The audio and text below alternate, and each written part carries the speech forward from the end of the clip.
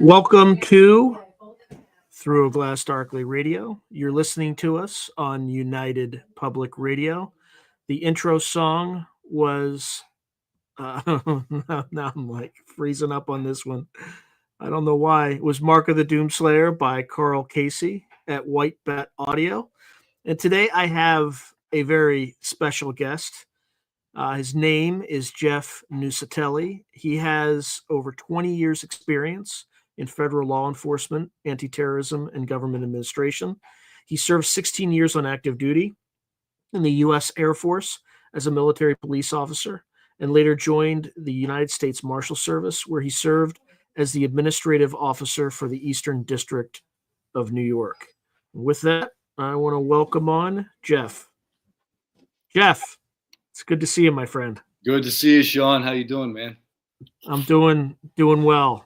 All right, we have a lot to catch up about. So I think we should probably, since I think the audience is a lot larger for the radio show than it is for the YouTube channel, just very briefly, let's talk about the Red Square UFO encounter very, very briefly, and how you were involved, how you validated it, and all that stuff. And then we'll move on to the kind of the more recent developments that we can talk about in New Jersey, because you are in New Jersey literally right now, and you were there for the whole drone situation. So, and we will get to that.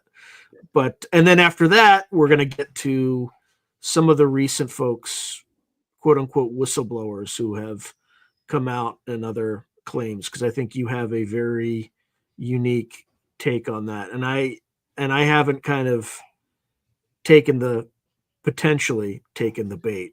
It may not be bait, it may be real, but it feels like bait to me. So, all right, let's go. Red Square UFO.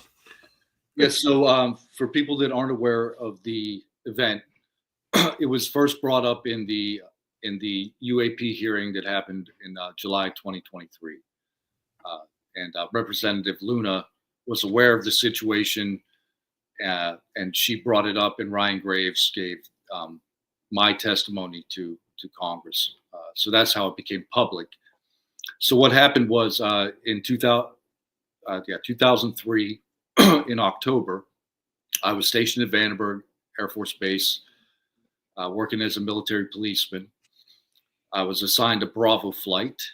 Flights are like platoons.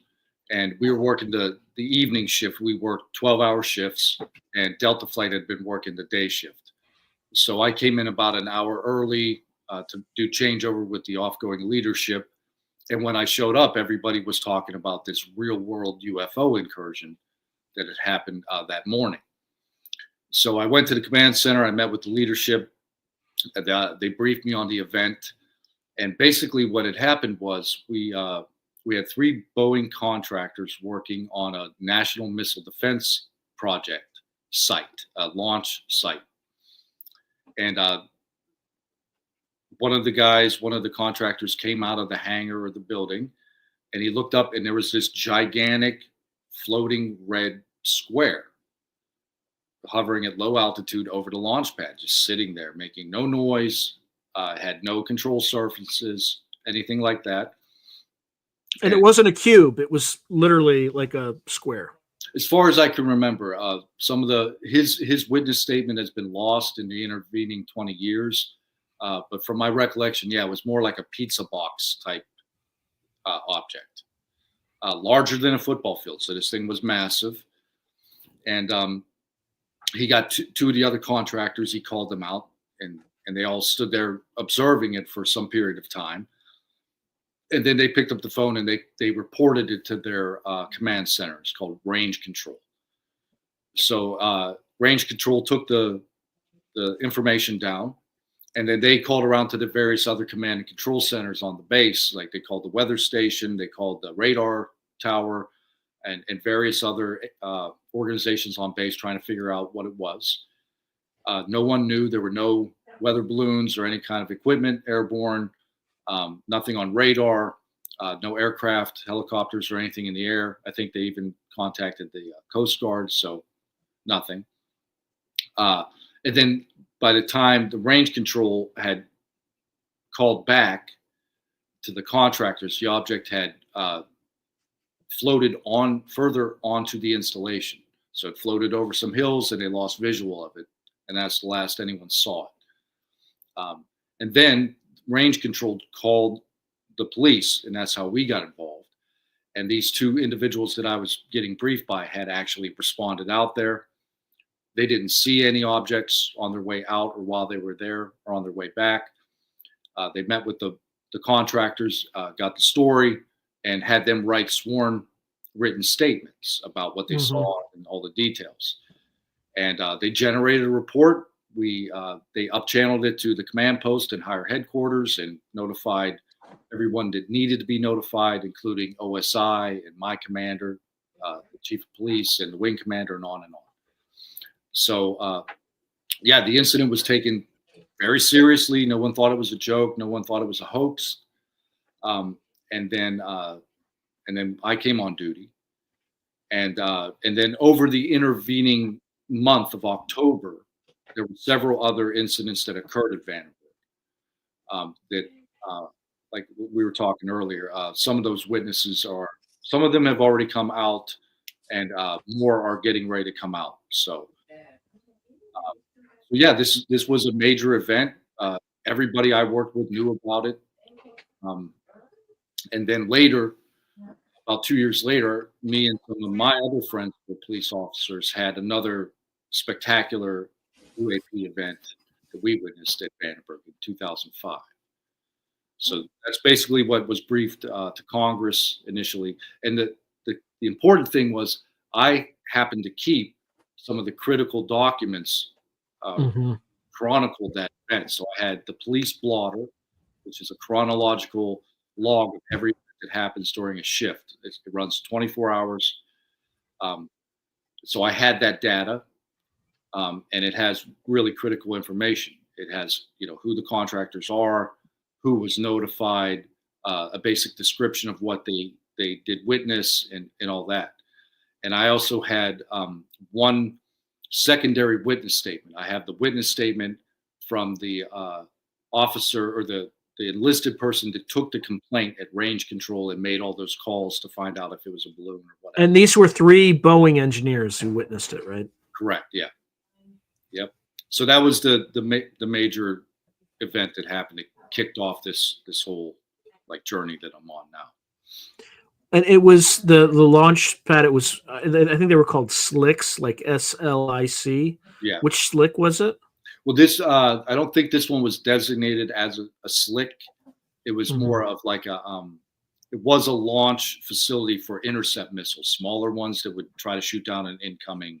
This is like THAAD, Theater High Altitude Air Defense missiles, or was it a different? Yeah, I think that's exactly what it is. But it's been a long time, but I think you're right on target. Okay. And you had the documentation, but what happened to it? Well, I still have those documents. And okay. Because I thought you lost some of them.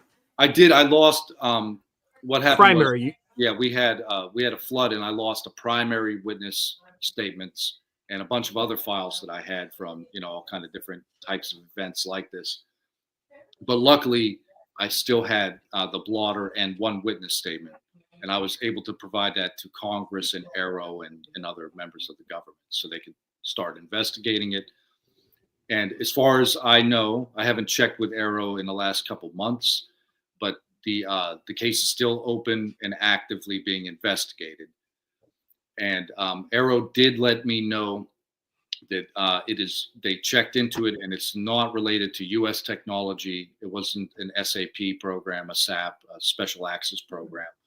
So they've notified me that was not our tech that we saw. So it continues to be like a mystery. Has anybody speculated on what it was? I mean, yeah. I mean, it could literally be anything. It could be anything. Yeah, it's just classified as a UFO or UAP. Of what the nature is, that's what I've been wondering for 20-something years. Like, what are these things? Yeah. But I haven't received any kind of any information from someone investigating, saying, "Hey, we think it might have been this or that." As far as I know, it's classified as anomalous, truly anomalous event. And the Air Force would have had similar records, but they destroy them now every 7 years, correct? Correct. Yeah, and a buddy of mine put in a FOIA request, and we verified that they are just deleting all the police records as they go. So that's a major problem that I want people to be aware of. That there's a huge records retention issue. Did you have a sense of why they changed that policy? Because that was not always the policy, right? I haven't had time to check into it, but I think they did change the records retention because from my memory, we used to retain police records like in perpetuity because for a variety of reasons. There's lawsuits that could happen. There are people that have been put in jail and maybe their case is still under review or they're trying to get another trial, so they would need things like witness statements, blotter entries, evidence, right? So it's very confusing to me how the Air Force could justify destroying any kind of police records, even for something minor, like a minor vehicle accident. Like that is important. And it's not like the cost of storage is getting more expensive. No. It's going the government doesn't opposite care direction. about the cost of storage. So well, I mean, they might, right? Then they you might couldn't. now. Yeah, I mean, then you. I'm trying to think of an example. Yeah. With I mean, yeah. Given what USAID is spending money on, we'll stay away from that. Yeah, as a taxpayer, honestly, I want to see people in handcuffs at this point. Like after that, but there's no excuse for the waste, fraud, and abuse that was. Without getting into the particulars, there's no, and people who are trying to say it's not being done, it's being done. And at this point, I don't care. Like. I don't care if what they're doing is illegal at this point because the level of grift is so beyond off the reservation. Sorry, I shouldn't. It's off the ranch. It's so far off the ranch that anyway. Yep. Okay. Sorry for the. Oh, no problem. I'm still pissed off about it. I paid so much in taxes, like the crushing weight. Yeah. Okay. I'm just gonna take a deep breath. Deep breath. All right. Focus. Let it out. Focus. All right. Now, look, I'm from the East Coast too, right? I grew up in Delaware, so I have similar sensibilities about this stuff. Yeah. Okay, so in terms of getting this story out and things like that, do you sense there's still momentum to get this particular story and other stories out, or do you sense kind of an Empire Strikes Back kind of scenario where people might be trying to flood the zone with mis and disinformation? It's hard to say. It's kind of a mixed bag, and it depends on who we're talking about trying to get it out or repress it. There hasn't been a big push by anyone other than me and some of the people I'm working with to even make the Vandenberg events, relevant in the conversation. It was kind of, it came up in the hearing, and I thought, okay, yeah, it'll be a flood. It was very brief. It was Graves, right? Graves mentioned Brian something Graves. very briefly. Yeah, he mentioned it. But yeah, I would like to see more attention paid to it because it's so important, and it is backed up by evidence and data, in the form of police records. And the other thing is, well, the main thing I was trying to do with that pushing this story out is because I know of so many other anomalous things, UFOs, that have been seen by military personnel that I know. I'm trying to encourage them to come out and at least tell their story, or if they have some evidence to provide it. And that's been going pretty well. I've got sort of a stable of witnesses that are either ready to come out or teetering on it. But there's a lot of momentum on my end behind the scenes trying to get this information out. But as far as the government or anything like that, I'm not sure. How's Arrow been? Have they been trying to get? I mean, what's your? I think the last time we talked, it was more mixed with you. It wasn't like black and white. Most people who talk to Arrow that don't have a lot of positive things, and I think you were more balanced about it. Is that Yeah, still about the same? yeah. I had a really good experience with Arrow. Um, and it was a collaborative effort, and they have been very cooperative with me. They've provided me information, and when I reach out to them, they have answered every time. So I've had a pretty good experience. All of that was kind of when I was talking to them. Sean Kirkpatrick was still there.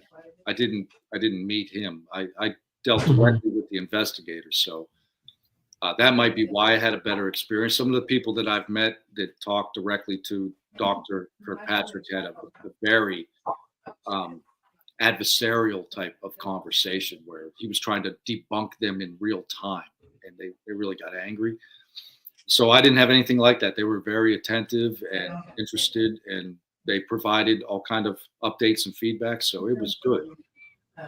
And so right now, I'm just kind of watching. There's not a lot of movement with them. There's not a lot coming out. There's not a lot of public statements. So a lot.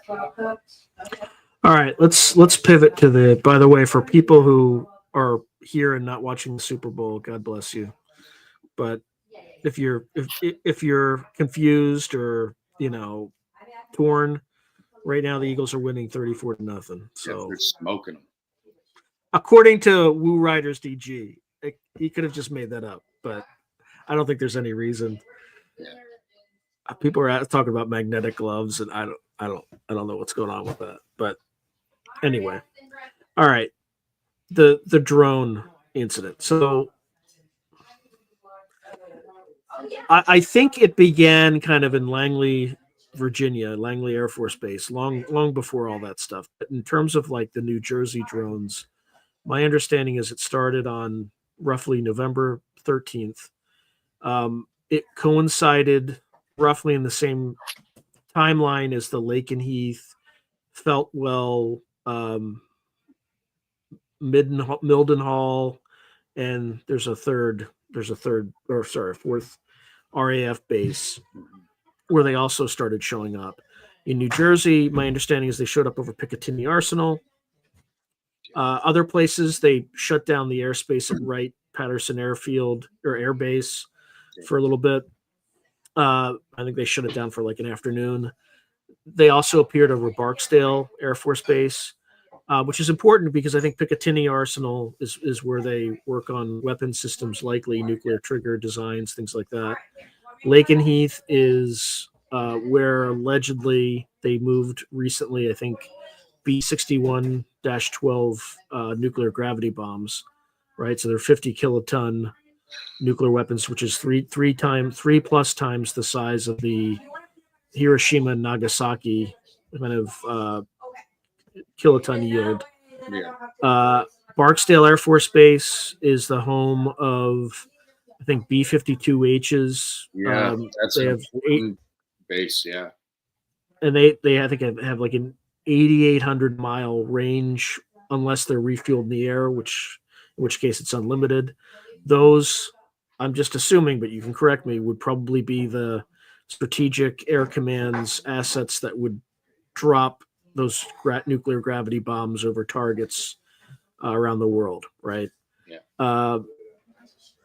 Trying to think, there are other sightings around the country. It wasn't just centered in New Jersey. But what's more interesting, I think, about the New Jersey experience is the government's response to what was going on rather than the actual drones themselves. Because the drones appear to be proximate to an intensification of the Russia-Ukraine war, particularly vis-a-vis UK, USA versus the Russians on the nuclear side, right? And that's typically historically when these things show up is when we're moving nuclear material around, and all this stuff would fit. But I think the first story that came out was that they were Russia or Chinese drones piloted by transnational organizations. Okay. Yeah. So, which anybody with half a brain would say, if our peer competitors had the capability to violate U.S. airspace at will anytime they wanted, are they really the first use of their weapons? First of all, they're going to give them to transnational groups like an MS-13 or Qaeda or whatever at first, and then what they do with them is have a light show over New Jersey. Like, by the way, they also appeared over the Salem nuclear power plant. They appeared over a nuclear power plant in Louisiana. Mhm. So, again, this whole nuclear asset thing is a theme. But that was the first kind of narrative that they threw out there, which was if you're the Russians or the Chinese and you have that capability, the first thing you do with it is not going to be to fly over New Jersey and have a light show. Right. Okay. Anyway, sorry, I don't mean to talk. Like I'm just trying to lay out the landscape, and then I kind of get a sense please for. do, because there's so much to keep track of. And then the kind of the second excuse that I think that came out was somebody in the intelligence community just made a congressman look like a chump because he seeded the Iranian mothership thesis, right? So, of course, instantly on X, you see like these ayatollahs surfing flying saucers with like, Islamic music playing in the background. Allahu Akbar, like it's going nuts. So that was immediately discredited.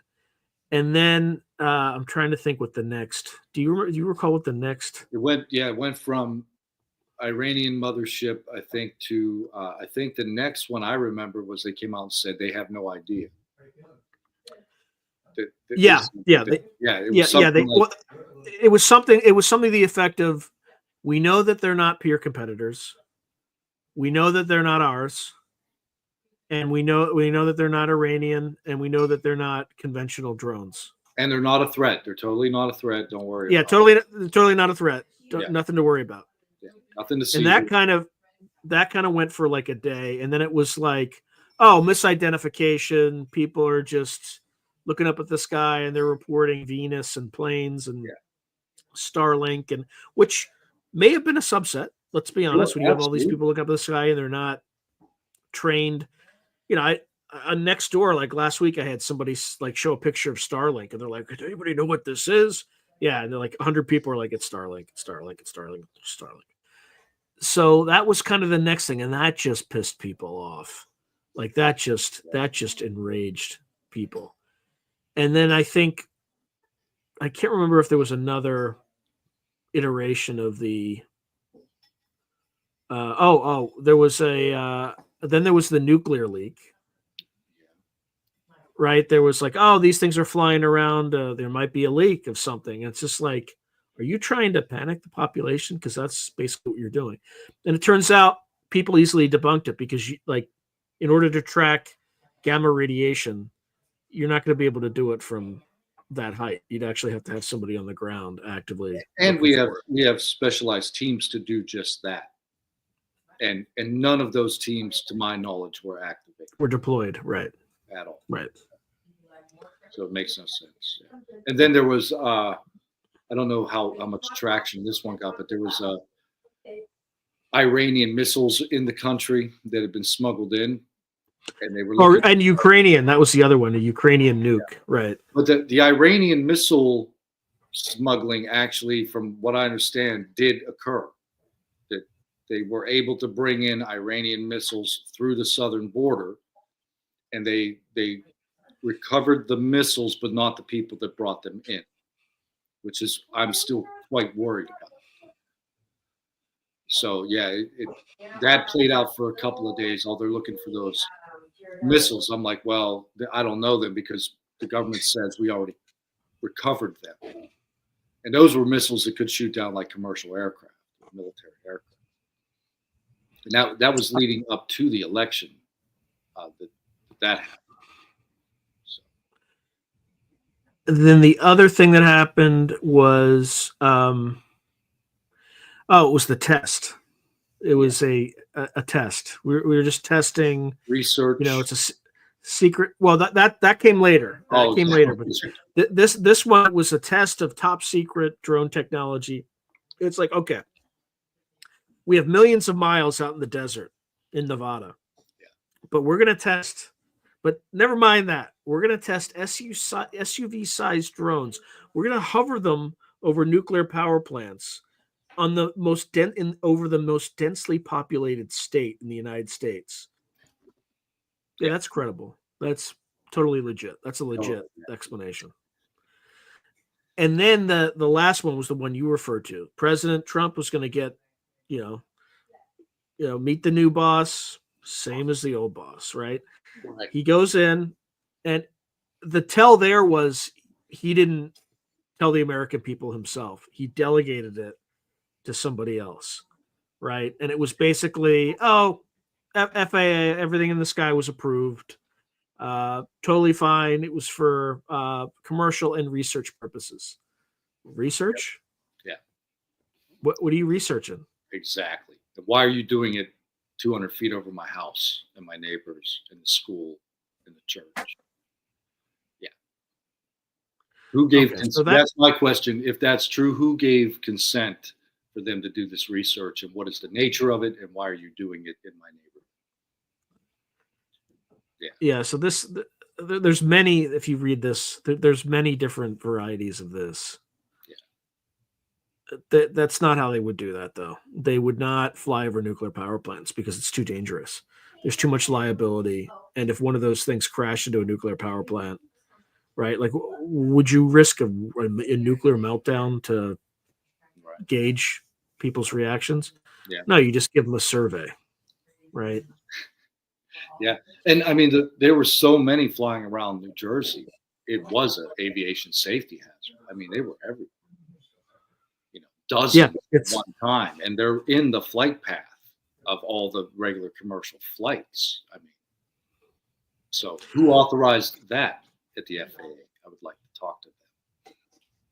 All right. So that's kind of the landscape, right? And I think they're still going on to this day, right? Yeah, they are. I saw one on 95 heading north. It was about 3 weeks ago now. And my girlfriend saw one about a week and a half ago. And, they're still out there in much smaller numbers now. But because they were swarming. I mean, we were counting like 2 dozen, 3 dozen at a time. There was one night where we think we saw hundreds in the clouds. The whole cloudscape was full of lights. It was actually kind of like bright. What's going on? Did you ever get a close look? You said they were flying up to 200 feet above your house at times. Yeah, they're your neighborhood. They're weird.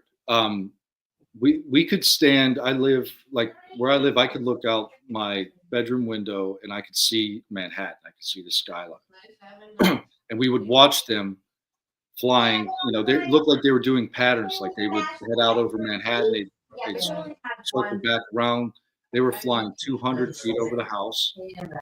Absolutely no noise. But the thing is, when I have a bunch of terrible videos, let's go to all the neighbors. They don't resolve well on the video, partly because it's dark and who knows what else is happening. But they would be very close, like let's say maybe 500 yards away, and at let's say 300 feet in elevation or altitude.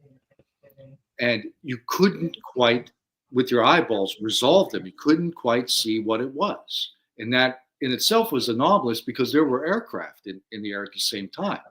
And you could clearly, for a while it'd be like, oh, it's not a drone. And then it'd be like, it would resolve. It'd be like, no, that's a plane. Right. Look at another one. But the anomalous ones, you could never get a clear visual of them. And we did see one. My girlfriend actually saw it. I wasn't with her. I was in the house, I think, when it happened. But it was really large. It was bigger than a helicopter. Did I lose you? Might have lost you. I'm still here. Here. I just put you on center screen. That's all. Because you're talking. Yeah. And that one, again, it was extremely low altitude. And we know that because we have a helicopter flight path that goes right over the house into Manhattan. It's like a taxi service. And it was around 100 to 200 feet, so very low. It was dark.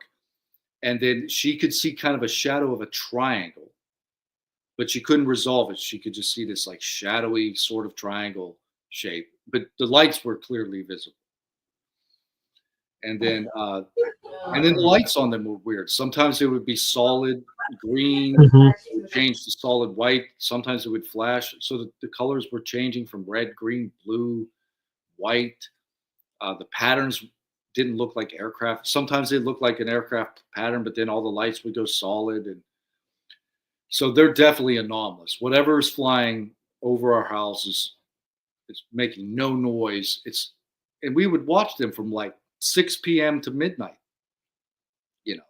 So they've got endurance, low visibility, you know, no sound. You know, the only thing we never really saw was anything moving like markedly erratic.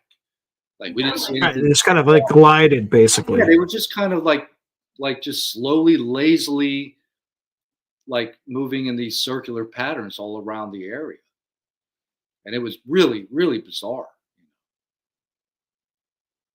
And you ever see any of them come up out of the water or anything like that? I know there were reports that said there were like 20 of them came out of the Atlantic Ocean.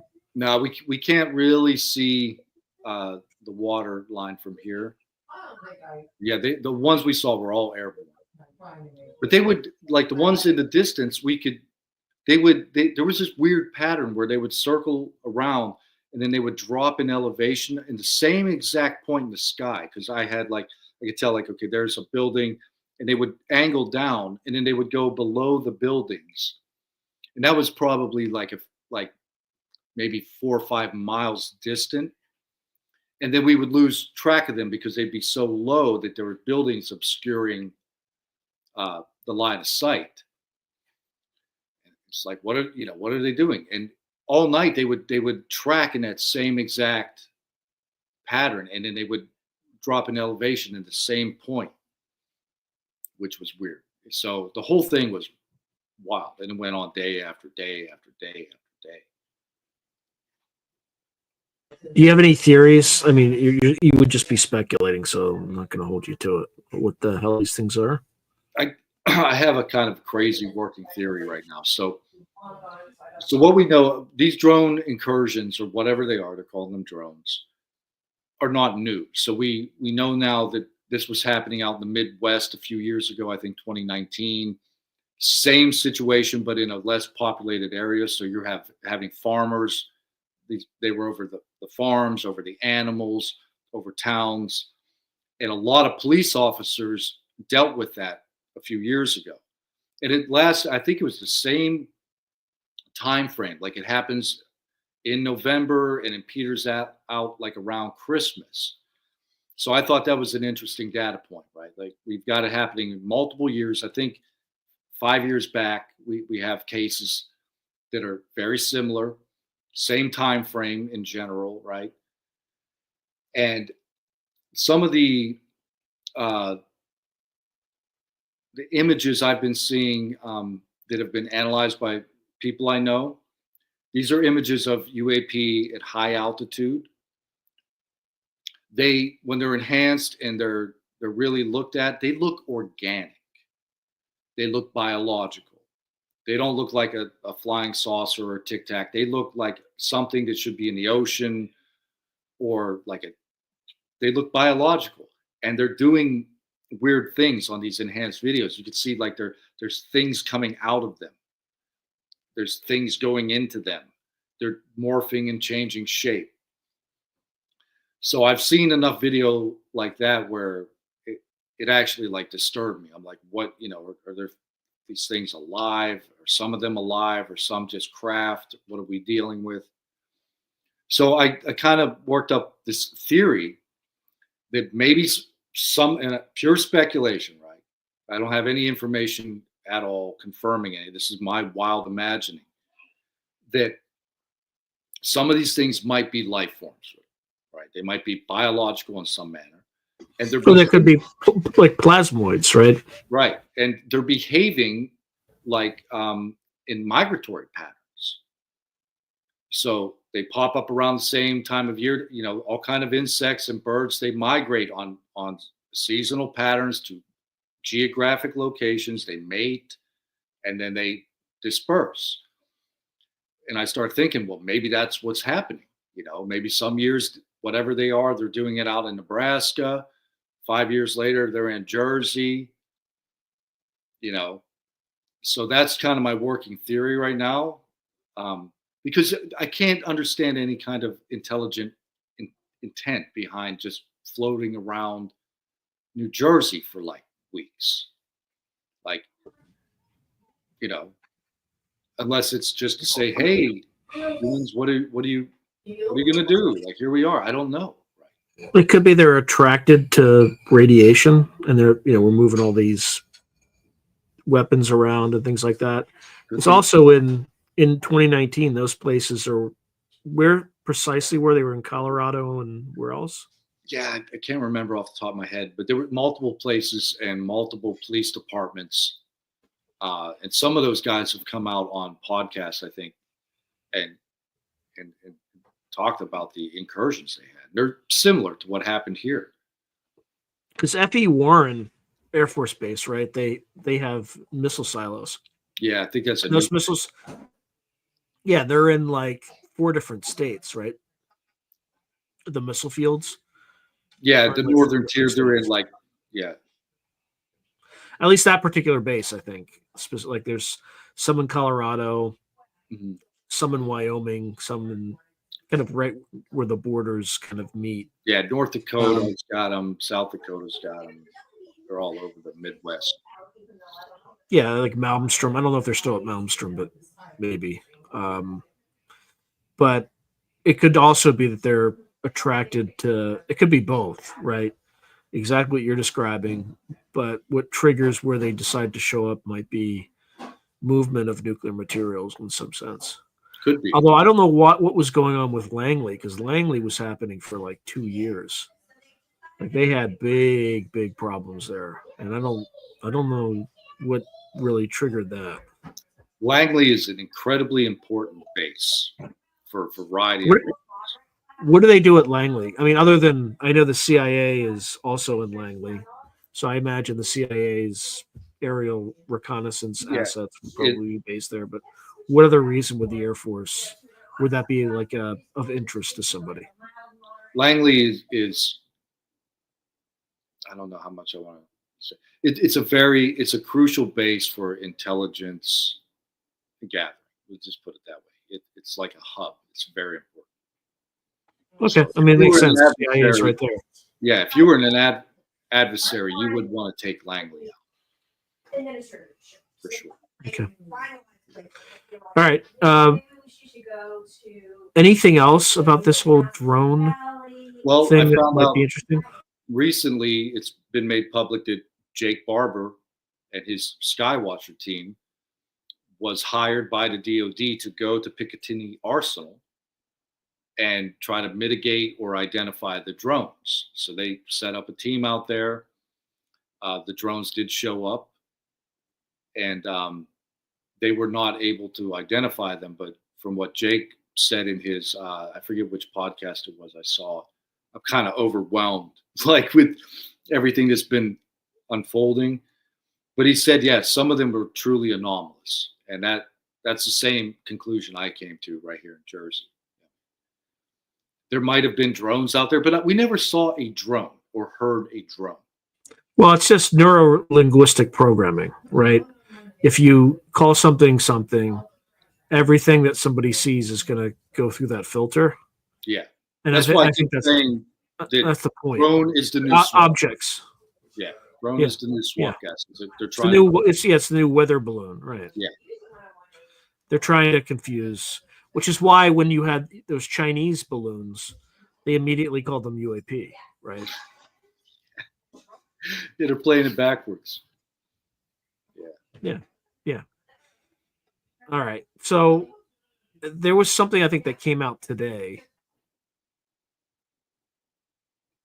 Oh, you're mute. Yeah, there's something that came up today. Let me see if I can pull it up. Let's see. Just give me a second.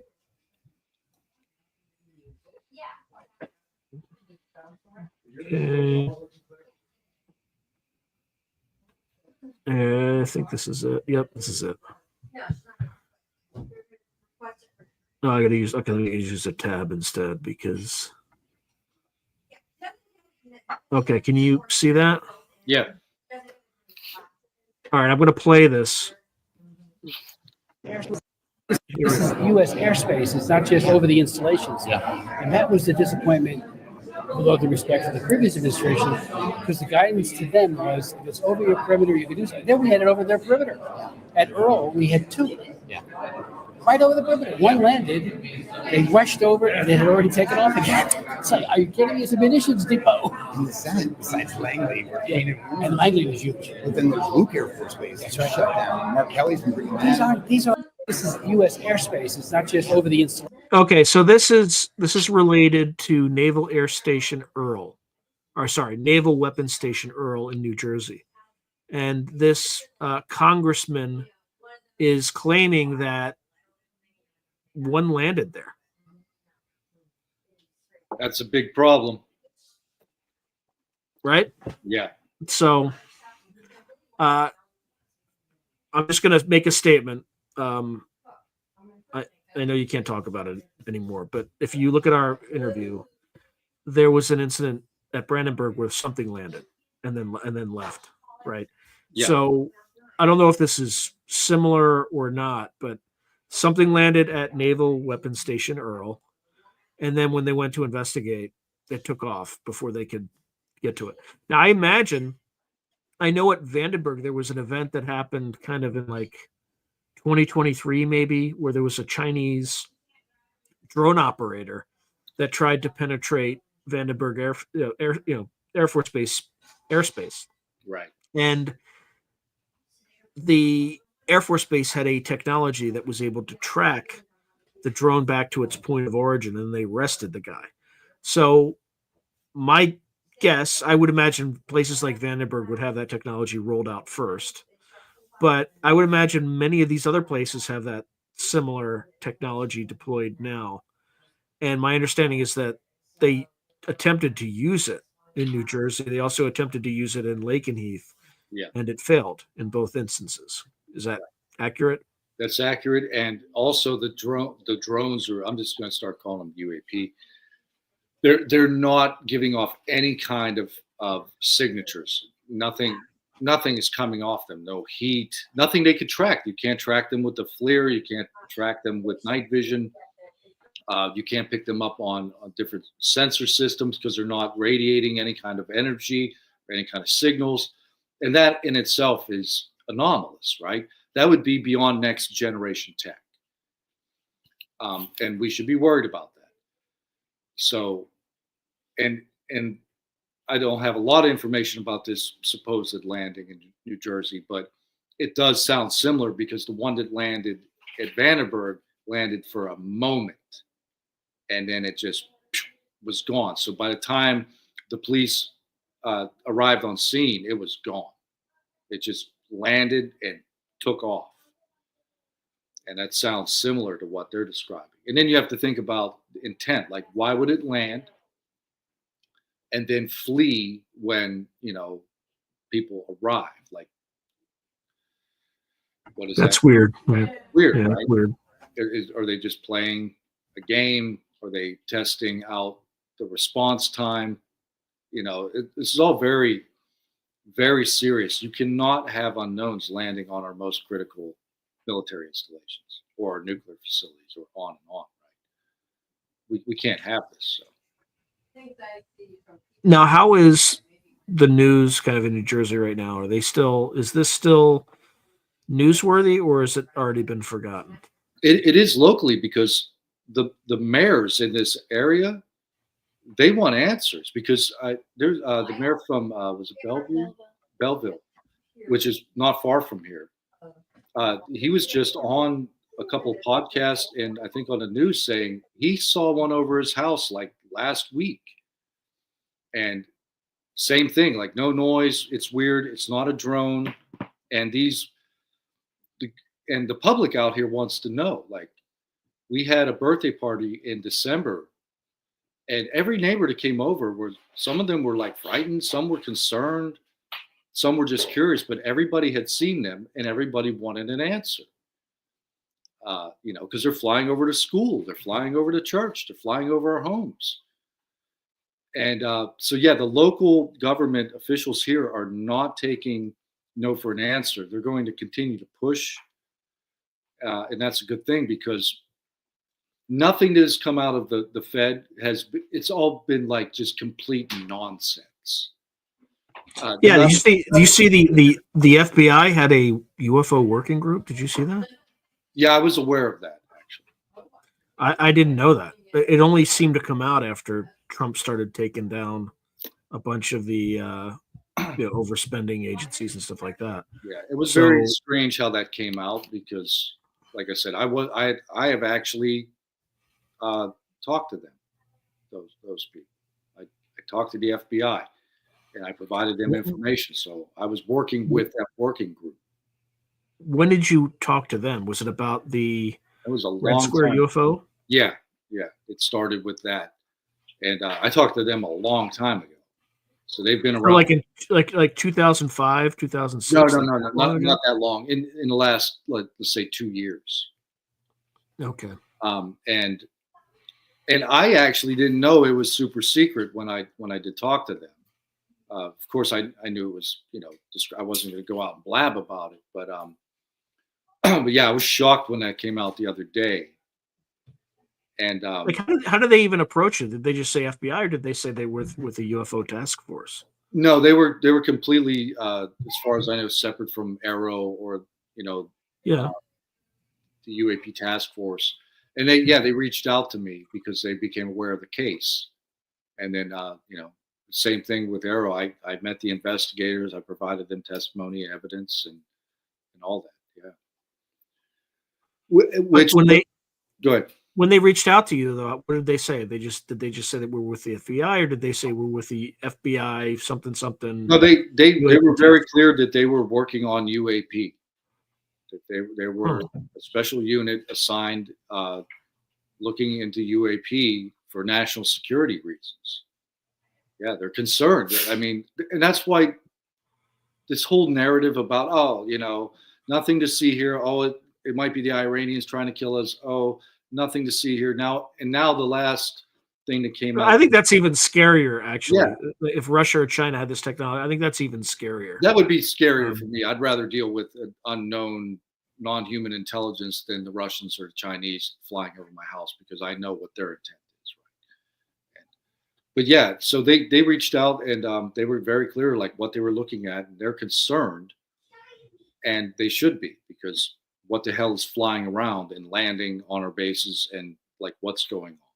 And this last congressman from Tennessee, I can't remember his name at the moment, but he put out a big clip saying that this is all an internet hoax. There were no drones in Jersey. It's I saw that guy. Yeah. I mean, when I heard that, mass delusion was the last one. That was the last one that they threw out there. Yeah, and that's the Project Blue Book playbook from the 50s. Like, all these 300 people and wherever saw them, they're just mass hysteria. Like, okay, no one here was hysterical. Yeah, I think they're barking up the wrong tree with that approach, by the way. And I think they know that, because it's kind of stopped. And then they may have gone into overdrive on the flood the zone with bullshit. Yeah. Kind of. It will work on a portion of the population that is just completely unconcerned. And that's, I think, what they're trying to do. They know that there's a large portion of the public that is not interested and never will be unless something incredible happens. And to me, that was incredible. It's like, this is a UFO flap, like, happening.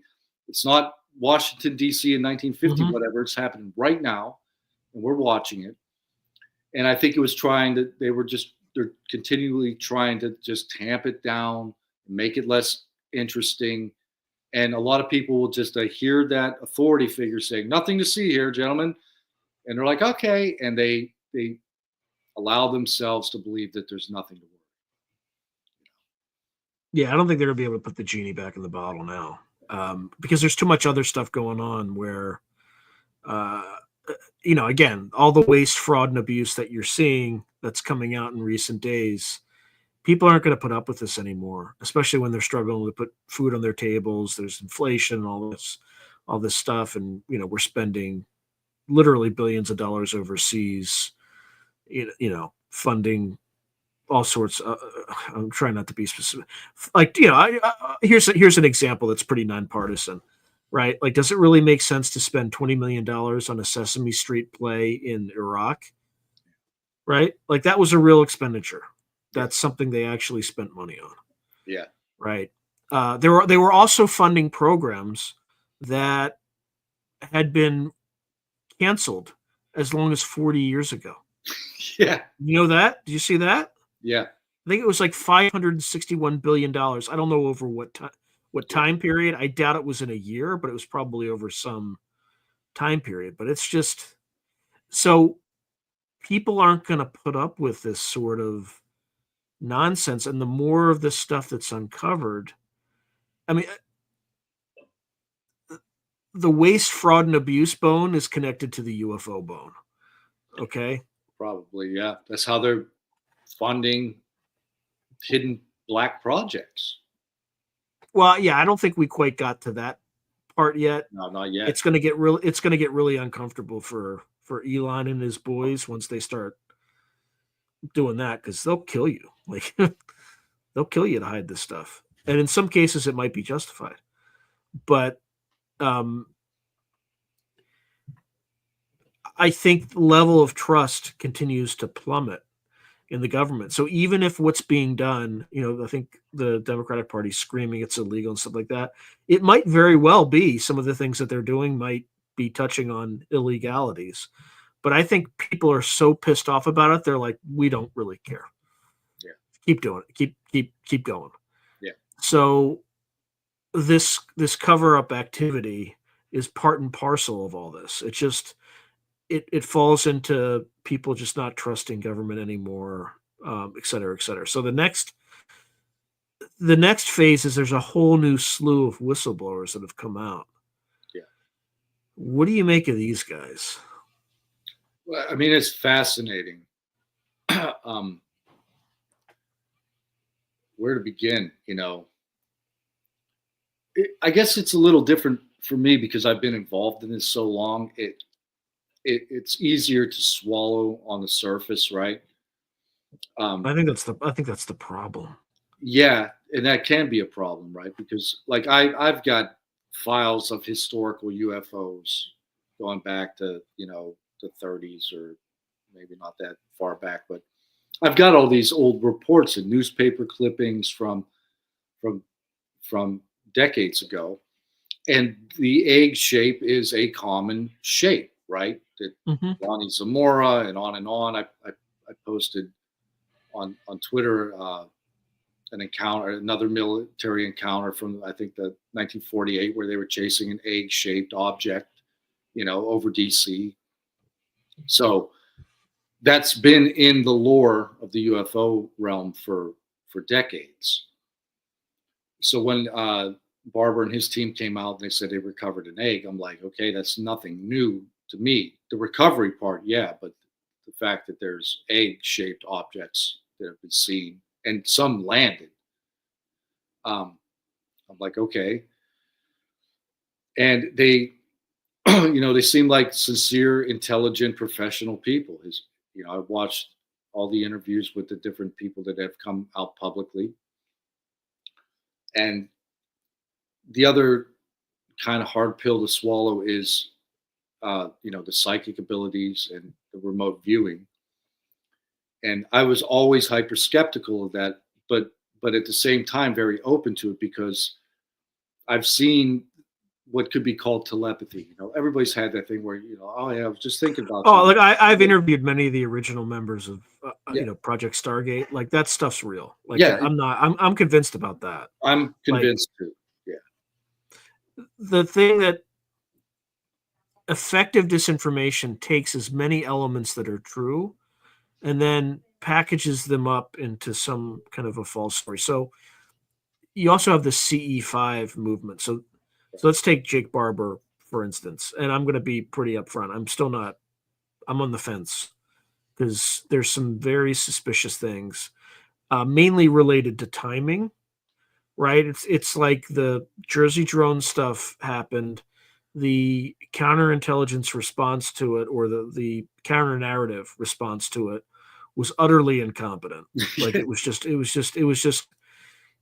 a mess. I would even say, like, I would put something out and then somebody would like attack me personally and I'd be like, all right, Eglin, keep trying. And then they would just stop. Right. Because it was probably someone at Eglin Air Force Base and they're like why they're why they're going after American, not going after, but why they're running psyops on American citizens is beyond me, but it's kind of messed up. Yeah. Because they're not supposed to be, because of the Posse Comitatus Act of 1878, right? You're not supposed to be running operations on American soil, but maybe they have some special dispensation. It's still messed up. So the response was utterly and totally incompetent. So I think the next step was, okay, well, if this is failing, let's flood the zone with disinformation and just get people focused on some, many different narratives and stories. So it's that timing that makes me hesitant in terms of whether or not I should believe some of these things. I like anybody else, I want to believe, but and there's always a tell, right? Like Stephen Greer's tell is that somebody offered him $2 billion to shut up. That's a lot of money. Right? Yeah. Well, especially when you can hire a gangbanger in Oakland to do it for free. Yeah. Or not free, but pay him 10 grand. On the cheap, yeah. Yeah, they can get done what you need to get done. For a payoff, yeah. Yeah, it's just not fiscal. Well, again, however, recent news events may, if you're willing to spend $20 million on a Sesame Street play in Iraq, right? Maybe you would pay Stephen Greer $2 billion to shut up. I think it's, but anyway, when I hear like one little factoid like that, I stop and I pause. Okay. I think in the early days, I think Stephen Greer was earnest and trying to get disclosure, but then I think he started working with a gentleman named Ron Pandolfi, who used to run the Weird Desk at CIA. Mm-hmm. And I think after that, there might be some stuff that he puts out there that's real, but I think he also puts some stuff out there that's deliberate dis or misinformation. But there was something that Jake Barber said that, and people give me a hard time because they're saying, they're saying a little bit too hard on him. But when he said he liberated when he said he liberated Kuwait, right, that clearly happened in 91. And when someone challenged him, he's like, well, yeah, I was there in 1994. Okay, then why did you use the term liberate? Because we didn't liberate Kuwait in 1994. Right. So I don't know. I mean, that's not enough to draw a firm conclusion against, but there's a lot of this combination of legitimate lore, right? So egg shape, CE5, psychic ability, kind of remote viewing, and then they just move that Overton window a little bit forward, right? And they said, oh, we're able to summon them and bring them down. Okay. If you have a super intelligent species, like, oh, some humans reaching out to me, I'm gonna come right, like, oh, I'm gonna come right in and then fall into a trap. Yeah. Right? Like it doesn't make any sense to me. I could be wrong. I'm willing to admit it, but I'm pretty skeptical on this one. What do you think? Because you have insights. You have insights that people, I think, need to hear about this one. Yeah. Given your network, right? Yeah. So where to begin? So fundamentally, I believe their story fundamentally. Right? I don't think they're at this point in my life, with everything I've been involved in and everything I've seen, everything I've learned, and all the people I've met, I have no doubt that these objects are real, UFOs are real, that they have landed, that there is some sort of non-human intelligence interacting with us. So, Yeah, I agree with that. So that's where I have to begin. And if anybody, doesn't agree with that, I respect that, but it's like, then why is Chuck Schumer and Senator Rounds talking about non-human intelligence and passing legislation to deal with non-human intelligence? Right? So either everything from the very top down is a psyop, or that's true. And at this point in my life, it's like, that must be true, because if not, I agree with that. I agree with that part. Like, what are they covering up with? Hey, there's aliens are real. It's like, well, then if that's a psyop, then what's the real deal that they're hiding? So, and I can't figure that out. So I begin there, and then the people on his team, and I haven't looked into their backgrounds. I haven't, because that's not really my thing, trying to go out and like find out if people are legit or not. That's not really what I'm doing, unless it's people I'm dealing with directly that have come to me with evidence, right, things like that. And that's not the case here. So it would be very bold, because the Air Force Special Operations community is very small. Okay.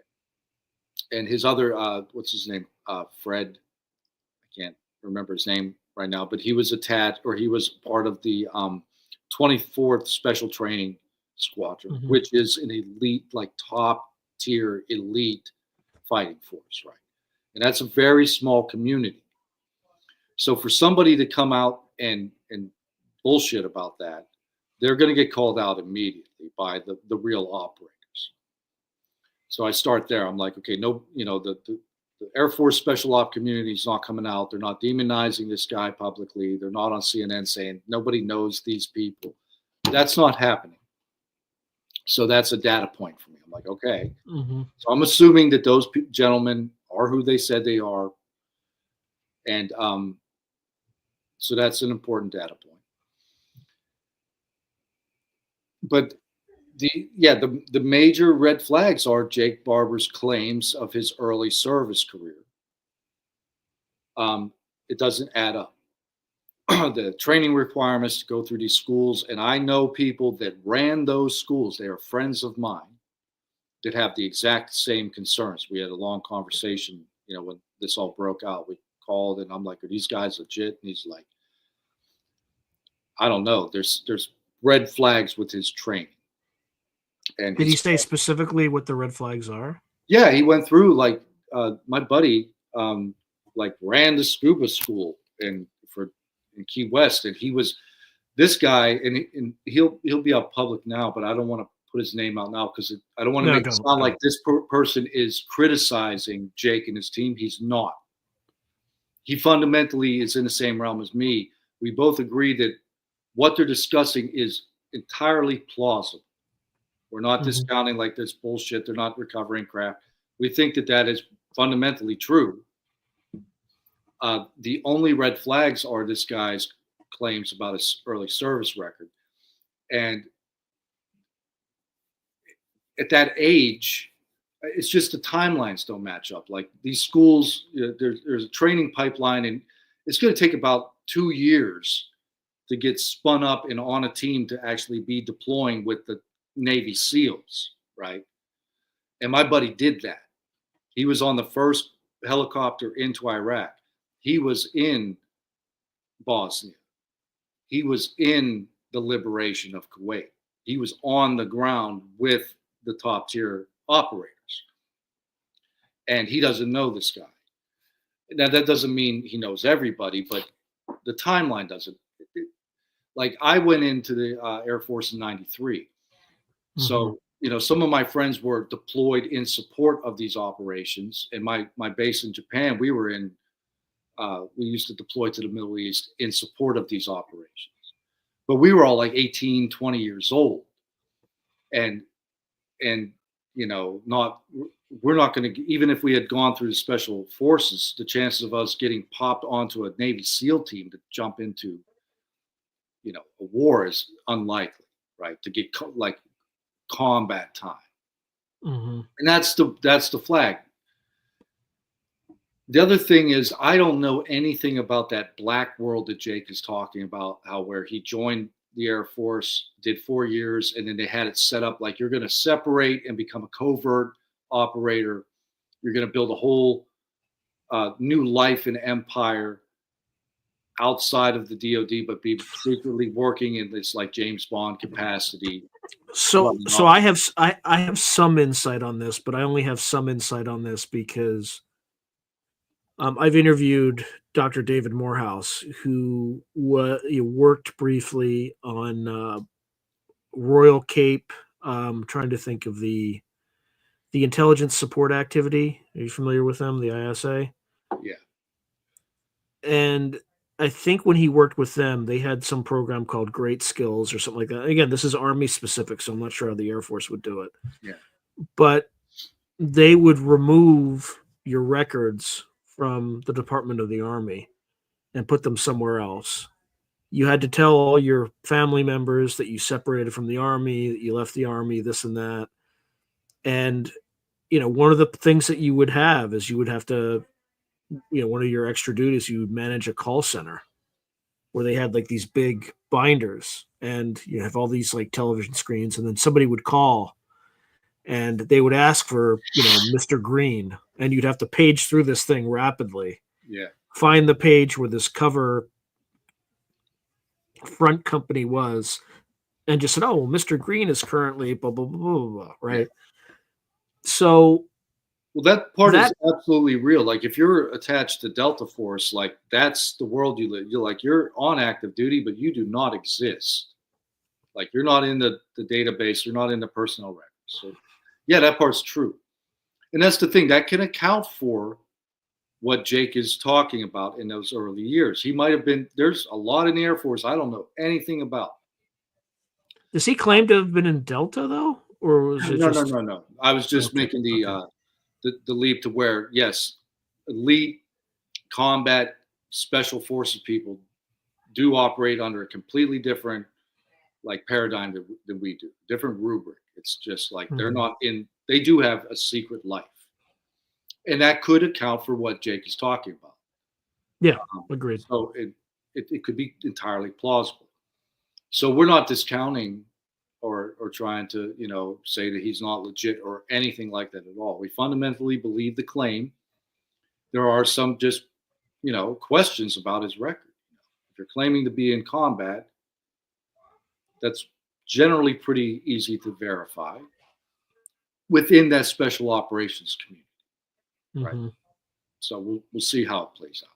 Yeah, I mean, was there any combat in Kuwait in 1994?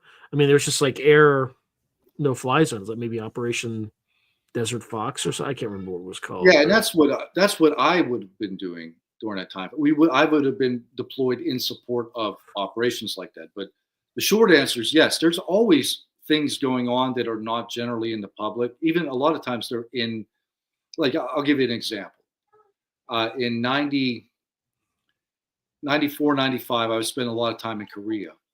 I was attached to the 35th Fighter Wing, and our primary mission was to deploy to Korea as like a first strike capability if things pop off in between North and South Korea. Yeah, well, you know what almost happened in 94. I think actually it was about to happen. And I know this because my thesis advisor, I think, planned the operation, but they were going to do a precision strike. I think it's op plan 2050 2057 or so. I'm going to get it wrong, but it was a precision strike on the Yongbyon nuclear reactor where they had to entomb the graphite so it didn't. I think we're going to use like a Tomahawk cruise missile, but they were getting ready to do something, and then I think Jimmy Carter flew into North Korea to negotiate a settlement, and then it stopped. But that whole thing almost popped off in 1994. So Yeah, anyway, just and there were adding some context. Yeah. And in 94, 95 timeframe, I was in Korea when the North Koreans came over to DMZ, and they came in by submarine, and there was combat occurring, and that's all publicly available. You can read about. They brought a sub in. The North Koreans brought a team of their elite soldiers, their Delta Force, in a submarine, and they were going to infiltrate. The submarine broke down. And so what the special ops guys did, they killed the crew, their own people, they killed them, and then made their way to land, and then they started running operations, and they got caught, and it turned into like a 3-week running gunfight. And we killed or captured all of them except for 1 or 2 of the North Koreans. They never found them. So things were happening like that all throughout the 90s that I was aware of. I was on the ground when this stuff was happening. I wasn't involved in the combat operations, but I was there. And I was involved in other operations where North Koreans got around the base, and I was out with my buddies looking for them. So there are opportunities to be involved in combat in non-wartime situations. So I give him the benefit of the doubt. He might have been running. I know about an operation where they were bringing Kurds. Saddam was just slaughtering Kurds, I think, up on the Turkish border. And the Air Force went in, and we brought in guys from Turkey, and we deployed guys from different bases, and they rescued all those people. And I was involved in the rescue operation. We flew a bunch of refugees to Guam, set them up, and then they eventually brought those people to the U.S. and dispersed them into the population. So there's always stuff going on that's not in the news or is in the news and nobody pays attention to. So he could have been involved in operations like that.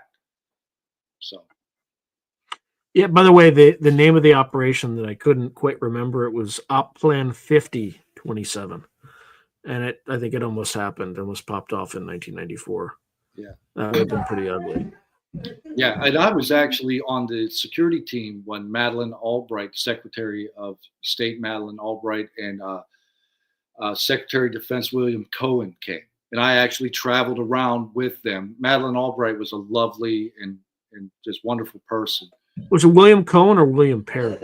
It might have been William Perry. Yeah, it's Perry. Yeah. Is this 94? It would have been, yeah. It was during that entire that conflict because they all went to North Korea too at one point. Yeah, and I was part of that. I didn't go to North Korea with them. I was in Japan and some other places on a security team. That was the first time I ever worked around the Secret Service. Did you meet Ash Carter during that time? He would have been like a assistant secretary of defense or something like that. I don't remember. Well, because I think he went to North Korea with Perry and Madeleine Albright, and he says that I think they went and visited a hospital, like a children's hospital in North Korea, and this spokeswoman for the hospital came out, and she said, "When we told the children the Americans were outside, they leapt out of their beds and they were ready to fight you." Yeah. Just that is a strange place, man. Yeah, it's terrifying. It's terrifying. It's the most terrifying place on the planet to me. North Korea. All right. Anyway, I'm getting way off course. Okay. So, all right. So you're still kind of. It sounds like you want to believe, but there are certain aspects about his story that are indeterminate, right? Yeah. Or raise questions. Yeah. Which is, neither here nor there. Yeah, the thing I can't get over is that it's just the logic of a seemingly super intelligent being that allows itself to be lured by a lesser intelligence that just calls it from the sky and then lands. That's a little. I get the whole summoning thing. I actually think that's possible in certain contexts. I don't know about UFI, like CE5, people have sworn that works, or human initiated contact events, whatever it's called. Mm-hmm. The question is I'm not sure what you're summoning, right? Yeah, and that's what I'm concerned about. Because my interest has always been since I was a little kid, I was interested in mythology and magical practices and alchemy, and I've been reading all this stuff. And when you look at like religious traditions and magical traditions, they are always warning you. Like if you read the alchemical text, they're like, here's how you summon a demon or an angel, but you need to be very careful. And we don't know what we're dealing with, right? We don't know what the nature of this non-human intelligence is. We don't know what its intent is. We have no idea. So for me, it's like, is it a good idea to be holding mass summoning events? Like, what are you summoning? Like, what are you interacting? What are you inviting in, right? And so I would tell people to be cautious about just jumping in because they're having an event. This Skywatcher, they're going to have like 200 people, and they're gonna try to prove it. And I'm all for that. It's like if you can replicate this, we need that. We need something that can be replicated in a scientific manner that's beyond doubt. But You just reminded me of something else that's happening coterminously that is from an entirely different perspective. So it's kind of the timing of this Skywatcher thing. Thank you for reminding me about that. Because there was someone else, I don't want to mention his name, but have you ever heard of the Skull experiment? Are you familiar with that? no, I don't think so. Okay, so I personally think there's some intersection with this stuff, but it's from a completely different angle. It's from a paranormal angle. So back in the 90s, there was a group of people who ran an experiment in England in a place called Skull. I think it's like SCOLE. Okay. And they started running these seances. I think it's between 7 people, a 7-person circle or a 12-person circle or whatever. And you have to keep rotating until you get the right response from the phenomenon. And it first started with, just being able to touch solid objects and then kind of take your hand off. They would hear disembodied voices that would give them instructions. They would say, okay, touch the object. You would feel the object was there. Take your hand off the object. Now touch the object, and their hand would pass through it. Right. So it would start with things like that. And by the time that they had advanced, I think over a several year time frame, they would get photographs on sealed film. Mm. Right. Film that was not even open, not even taken out of the package. Then entities started showing up. They had this entity called Mr. Blue. If you do a search on the internet, you can actually see video of this entity. It looks like a blue, kind of a holographic gray, kind of, if you could think about it. But this all started with kind of the equivalent of summoning, only in a paranormal context. So there are people in the UK that want Americans to start doing it to replicate that experiment in the United States.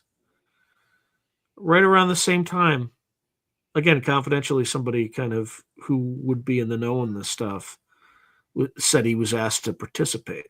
Mm-hmm. So, and there's a long history of this stuff. Have you ever heard of the Council of Nine?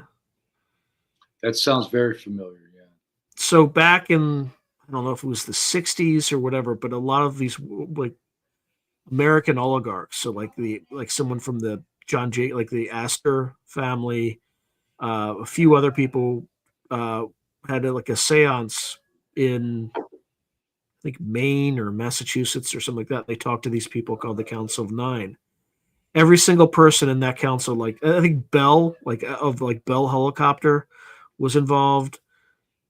And I think they were using this stuff to get ideas for new technologies. And so there's a deep history of this stuff. In fact, the first guy, Art Lundell, the first member of the CIA's Weird Desk, had run into a woman who was channeling in Maine, brought it back to the CIA and I think Office of Naval Intelligence or Naval Intelligence, whatever you want to call it. And so back in the 50s, they started running these things. So where I am right now on this stuff is stuff. I mean, it could be, but I don't think most of what people are encountering is from outer space. I think a lot of this stuff is uh, coincident with us, with our reality. Like we might have other worlds, right? Just vibrating at a slightly different frequency in the same space, and there's a crossover. Uh, these things could be entities that are outside of space and time that our ancestors called angels and demons, but we might call them ultra-terrestrials.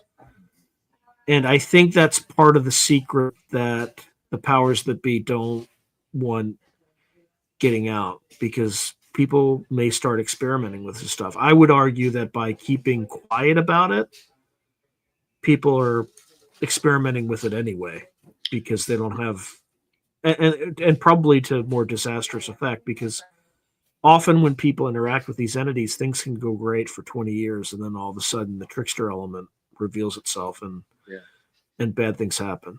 So I don't know. That's kind of my working thesis right now. Yeah, and that's a good working thesis. Do you know about Archives of the Impossible at Rice University? Mm-hmm. Yeah, Leslie Kane did some really good work and reporting on this similar type of activity, where this guy in England can make hands manifest and leave a hand in a block of. I think his name's like Stuart Alexander, right? So and that's the same thing that happened with Skull. Like it's the exact physical. I think that's called physical mediumship or something like that. And that whole space was polluted with charlatans, back in the 1800s and stuff, where people were using mechanics and tricks to get famous. But there's an underlying element of that seems absolutely real.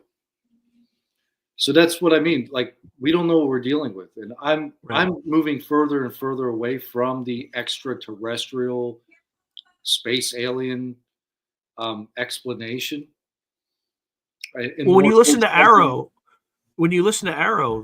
they're very careful about the language they use. Yeah, they say that they always say, we are. I don't know if they're confident, but we've seen no evidence that they are extraterrestrial. Right. He doesn't say interdimensional. He doesn't say NHI. He says extraterrestrial, and I think that's deliberate.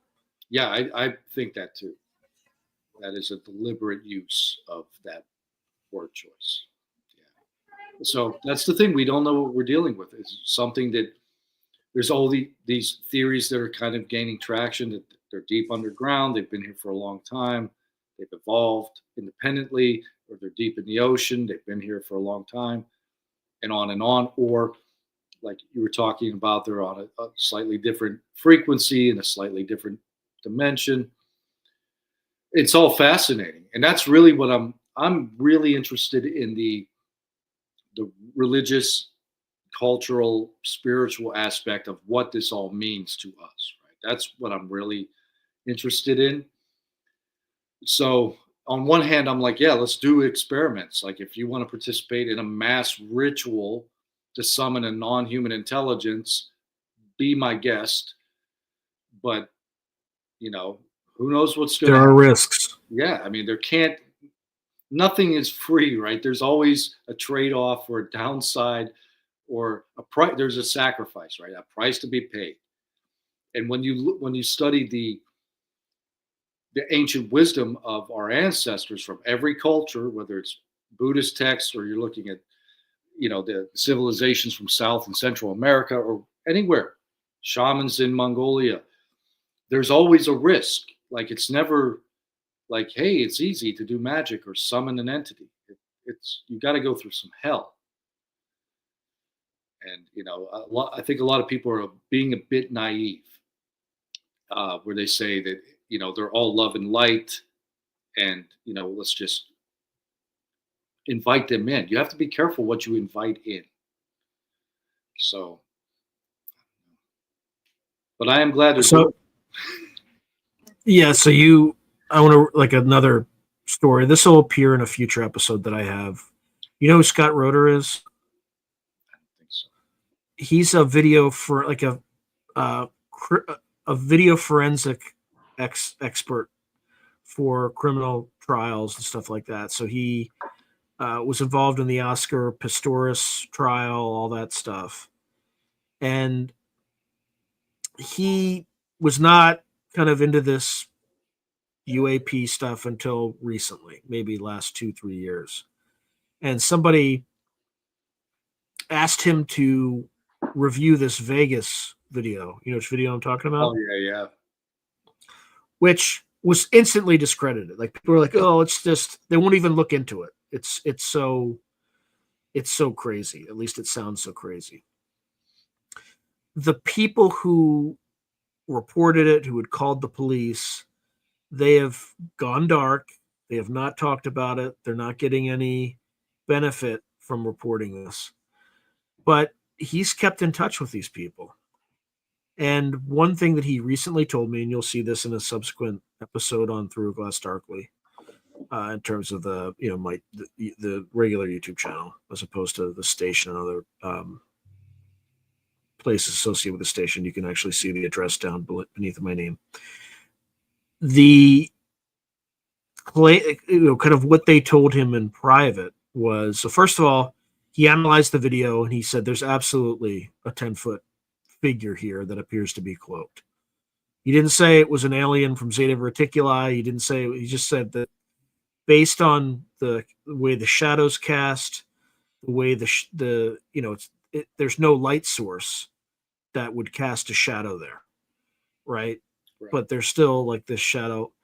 But he also talked to these people, and he said that there's multiple video from multiple sources that show what appears to be a green object in the sky, kind of looks like an asteroid, that comes down and lands approximately in these people's backyard, only at, probably like a crash landing. But he said this, when he talked to these people, as soon as they saw this craft, it immediately just cloaked. And then they heard footsteps in all directions, and they encountered two of these beings. And when they looked up at these things, their eyes, this guy, his name's Angel, was paralyzed instantly. And then in shock, he said, "Jesus Christ." And the spell broke. Okay. Again, just relating what was shared. I'm no religious, it could have been, if he said Buddha, maybe the same thing could have happened. Right. I have no idea. Right. But he says that the spell breaks, he runs inside to grab a gun and to come back out, back outside to confront it. Okay. So that's one data point that I haven't heard until recently. That's come out. And by the way, that's a common fact that comes up in these things. Again, I don't know why. It could be some prime directive where if a human invokes a spiritual entity, you have to respect that and you have to back off. Right? Or it could be, if you want to really simplify, it could be demonic, right? Or whatever. Okay. After the event, all these events have, or not all, but many of these events have instances of high strangeness that follow it. Okay. So again, they're not out in the media. They're not talking to people. But what this guy told Scott was that there was one incident where a crucifix came off a wall, hovered in the air for a moment, and then fell to the ground. In another instance, a Bible came off the shelf, something started paging through it, hit the ground. Okay. I don't know what that is, don't know why, but that's just related in terms of a story. But the one thing that makes me feel a lot like that particular story is credible because when I first saw it, I ignored it entirely. I'm like, that's just it's like the Miami Mall thing, Yeah. right? Like I haven't looked at that in any detail. It just seemed like, but the fact that no one talks about it, right, is the tell. The fact that because you can see this thing from multiple angles flying in the direction of where these people's home You could was. hear it too. There's audio of the thing hitting the ground. So something Yeah. happened, right? No doubt Yeah. that something happened. So Scott spoke to local law enforcement and said, because I asked, is the case closed? He's like, no, they haven't been able to figure it out. The police told him, like, if this happens again, do not call us. Yeah. And then he also went and spoke to the FBI in Las Vegas and said, are you aware of this incident? And like, yeah, we're aware. I mean, obviously don't say much more than that, but there's stuff out there that coming up with kind of the extraterrestrial hypothesis is it's not so simple. No. There's something else going on. Yeah, and I need to constantly update my kind of frame of reference with this because like when that happened, initially I'm like, wow, that's interesting. But even me is with everything I've seen and everything I know, like when they said, oh, they're 10-foot aliens, I was like, all right. And I just kind of discounted it and quit. Right. But yeah, something happened there. And I remember the police put up a like a 24-hour surveillance camera in their yard. And so they were taking it serious. And the people didn't seem like they were doing it for any other reason than, Mm-mm. And that's the thing, do people just randomly call 911 and hoax the police department? It's like, yeah, I mean, if the police think you're hoaxing them, but I mean, what would you do as a security guy if some airman called you and made some stuff up? You deployed a bunch of resources. What would happen to that airman? Now, seriously, what would happen to that airman? it depends on how serious it is. It's like, have you pulled let's say it's resources? not. Let's say it's a prank. Let's say he pranked you. Well, yeah, what that's would what you I do? mean. Like, if you run a prank, and because of that prank, we deployed people to deal with the prank, and now somebody's dead on the highway because we needed to be there doing CPR, or a child is missing, and so yeah, you could get in a lot of trouble. You could wreck your career with one dumb prank. Mm-hmm. So, and same with civilians. I mean, I know people do it. People call the cops and prank them, but it's not, it's rare that a family's going to do that. Like the mom and dad are in on it, they got to get up and go to work, So that's the thing. I have to constantly update these cases in my head and be like, I put them in a bin, Mm-hmm. and everything is sort of there is no complete discount bin where I'm like, that's garbage, I won't even look at it. I used to do that, but then history, I'm like, oh, I thought that was garbage. I thought remote viewing was complete nonsense because I was always like, just remote view the lotto and shut up. If you can remote view and you can look at Mars and you can look at Venus and you can tell the future, let's talk, because I could use a lotto win, right? Have you ever heard Lynn Buchanan's story about that? No, I don't know.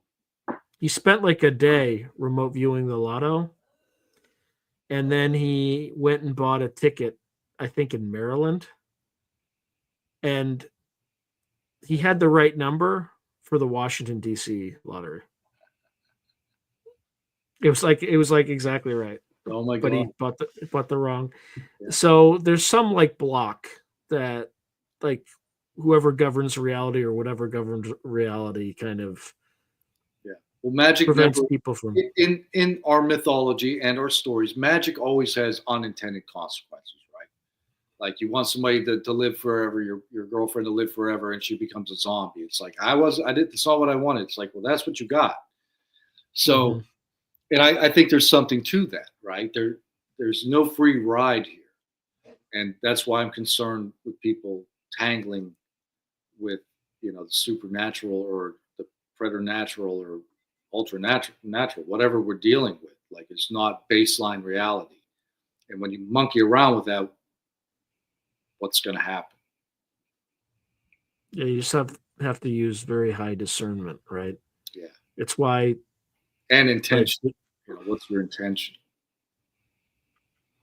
Yeah, if it's a selfish, if your intent is to harm somebody, then you might be able to do that, but you're going to invite something in that feeds on that kind of thing. Yeah. Where you start to harm more people and more people and more people, right? Yeah. So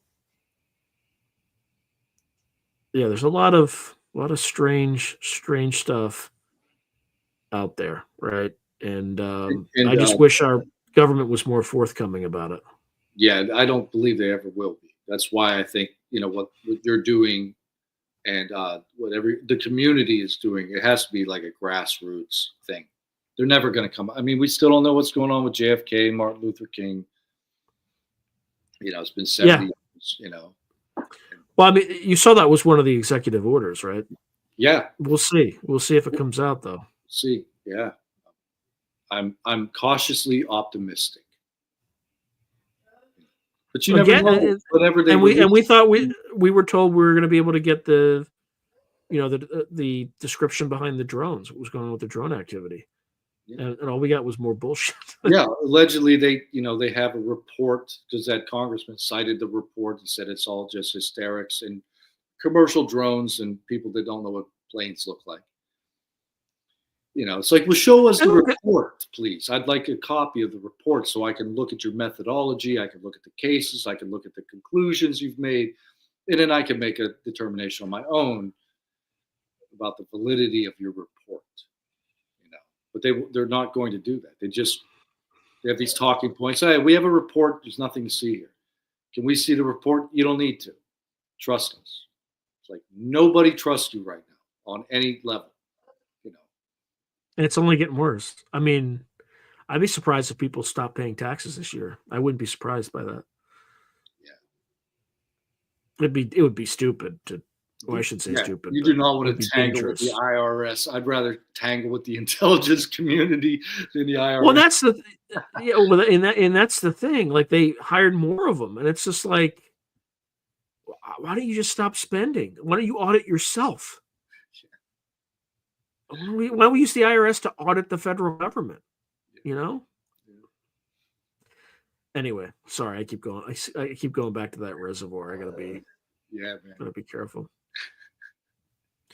Well, what else do you think is going? Like, what's your working model for all this stuff? That's the big question. Like, right now, my working model, and that's the problem. Like, there's not much I can do with it. I have like theories, but what I'm hoping to happen. That's why I'm kind of excited about the Skywatcher program and Jake Barber and these new people that have come out. If they're legit, and it's a leap of faith, but I think they are legit fundamentally on the surface. I'm like, I think these people are who they are, and they can do what they can do, and they're putting their reputations and careers out there on the line, and they're saying that they can replicate it reliably.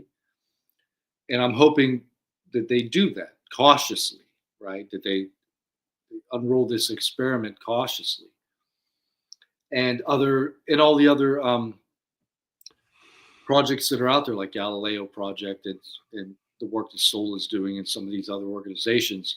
And I'm really hoping for more and more and more of that, to where we don't have to worry about big daddy government anymore. We'll get data. There'll be some kind of publicly available databases where like independent researchers can go and use the data to do their own analysis, to write their own white papers and their own research. And we can start to figure out, like, what are we dealing with? Because I'm in this zone where I'm like, I have no idea what we're doing. I don't know what they are. I just know that they're real. And that's kind of comforting, because at least I have one check mark, right? I know they're real. I don't have to worry about that. Put that in the can. Now try to figure out, what are they? What's the intent? What's the purpose? Where are they from? And I think we're going to see that in our lifetime. There is a huge amount of momentum right now that Um, I think it's unprecedented. There's been these flaps in the past, and there's been congressional hearings and scrutiny, and by very powerful politicians and even presidents, like, hey, we want to know what's going on with the UFOs.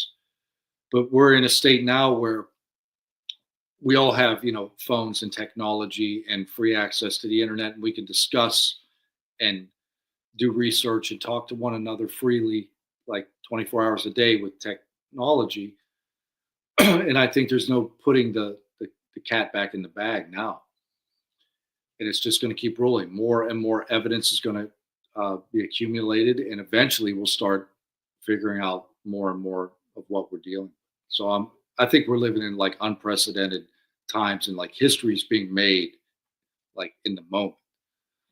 So it's really cool. How much do you think the government really knows? I'm not sure. I think they could be as confused as we are. And like, this is an enigma. Like, maybe they have recovered crash and they have no idea what to do with it, how to open it, how to test it. It could be that. Or it could be, and then this is where you get into the rabbit hole. Maybe we've made agreements with these entities. Maybe they are extraterrestrials. Maybe they can open a portal and they pop in. Maybe they do want gold and our women, or, whatever. So who knows? I mean, for me, that's what disclosure is. People have different ideas of what disclosure is. As far as I'm concerned, like, disclosure has happened multiple times, going back to the New York Times article in 1975, I think. Where, if you're not aware of that article, I've been trying. Yeah, I haven't seen that. It's the Leslie Kane, Ralph Blumenthal story, but in 1975, he broke it open. He talked about all the incursions up in New England at Loring Air Force Base. And when I read those accounts, it puts me right back to Vandenberg. It's these objects coming 100, 200 feet over the security police on the base. They're calling it in. They're saying it could be helicopters. They sound like helicopters, but then they would go silent and they would change into lights and fly off. They had fighters. Same thing. And this article, I'll send it to you. The author's name is like Patrick Hughey. I don't know how to pronounce his last name, but he got inside information, and he got these Air Force documents. Like, dude, there's UFOs like flying around our Air Force bases, and they don't know what they are, and it's happening all the time. And the New York Times published this big like expose, and then it got forgotten. So this is what's happening. Like, history's repeating. These UFO flaps happen, DC in the 50s, New Jersey right now. It's in the news. It's recorded in history. And then there's the cover-ups and the obfuscation, and these congressmen coming out being like, you're all hysterical. This is an internet hoax. There's no drones. And the people that live through it, like me and all of my neighbors, are like, bullshit. But we're the minority. And the rest of the country is worried about paying their bills and taking care of their kids. And they're not paying attention. And it keeps getting buried and recycled and buried and recycled. Mm-hmm. And I think this time is going to be different, because we've got legit scientists doing research and an engaged UFO community. And there seems to be a lot of momentum. And the other thing I will add, rumor behind in my contact network is this new movie with the Dan Farah putting out. It's supposed to just blow the lid off of everything. So that's what I'm. Yeah, I've heard that too. Like, I've seen the trailers for it, but I don't see anything in the trailer that would indicate that specifically. But then again, you couldn't show that in the trailer. Yeah, that's true. But yeah, I hear it's going to blow everybody's hair back, and so I'm hoping that's true. And then, do you have any idea when that's coming out too? Called Disclosure, that just dropped. So there's a lot of rumors about the Spielberg thing coming out. Is the government using Spielberg? Because when I go back and watch Close Encounters, it's like a documentary, basically. they took all these historic cases and they fictionalized them, and so maybe Spielberg does have a inside access to information. Maybe he's being used by the apparatus behind the Wizard of Oz behind the scene that's pulling all the strings, but that's pure speculation.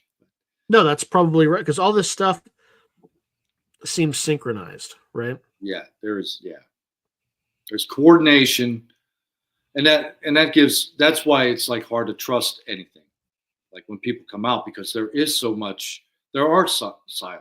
We know that, and the government does not want us to know what's going on. We know that. Like most people should understand that the government is not being transparent at all about UAP. Do you think there's anything they want us to know about? Or they just want us to know about it in a very sequenced manner, or do you think it's all bullshit? I don't know. I think that if I do, like, who was it? That was Hal Puthoff that said that he was part of a working group where they got together and they determined, like, hey, it's not a good idea to disclose, right? Yep. So I think that's happened multiple times, and they've erred on the side of caution, be like, okay, we'll just keep covering this up and downplaying it, and we'll ridicule anybody or any news outlet that covers it. I just don't think they can plausibly continue that operation anymore. It's out of the genie's out, right? And they're just grasping at air, trying to stuff it back in. So I think a lot of what's happening is there is a disclosure plan. Like, we're going to slowly roll this out. And that makes sense because they have the military and the DOD and the intelligence communities have all given public press briefings like, yeah, we don't know what these UAP are, and we're looking into it. And we've set up Arrow, and behind the scenes, the FBI has been working on it too. And now that's come out. So, yeah, they definitely have a plan. But it's like, how good are they at actualizing the plan? Because right now it's a shit show. The drone thing's incoherent. It's so incoherent. I was trying to kind of write up like a short op-ed on it. It's exhausting because it's just lie after lie. They change the story. It's nothing. It's everything. We're at the end of the world. It's the Iranians. It's the Chinese. No, it's the FAA. All that, everything we said in the last 3 months is just disregard. It's the FAA research. It's like it's incoherent. And I don't know if it's design or by incompetence. Like, I have no idea. I don't think something that incompetent is by design, Yeah, I have like an 11-minute montage that goes through from the beginning to the end. Oh, what I'll do is I got to see that. I've played it before for the audience, so what I'll do is we'll keep going for another 11 minutes, and we'll end at exactly 10 after, and then I'm already keying it up. I'll just play it again so that if people don't have to, if they've seen it before, they don't. I think the last time I showed it was 2 radio shows ago, so it's the same one, so people don't have to stay and watch it, but. I'll share it with you if you don't mind staying on. Yeah, yes. But it'll be 11. Like it'll be another 11 minutes because it's long.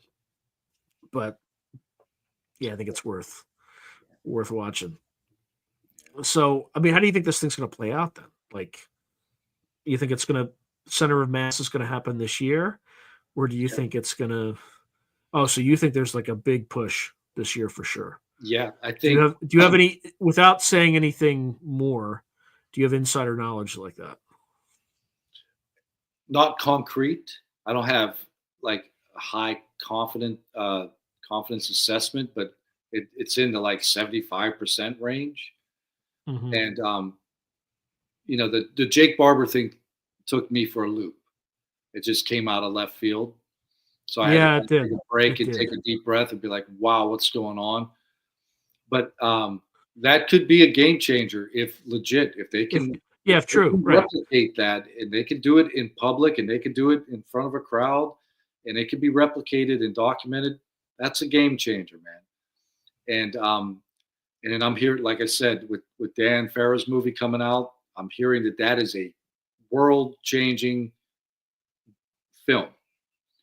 And I don't know what that means, but I can't wait to find out. And there's a lot. The stigma is dropping.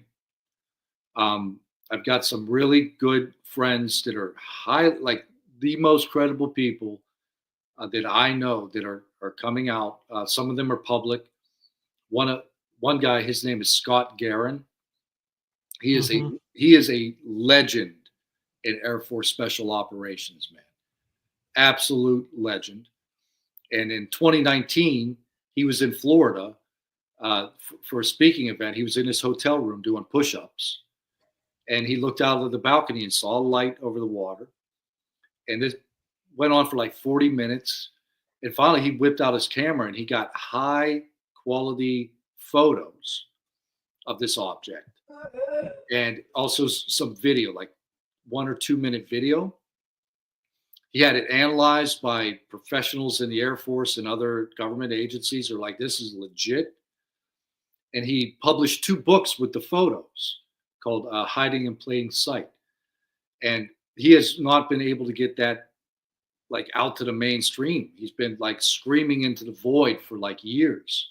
And he had multiple other like high strangeness events in his life and while he was on active duty.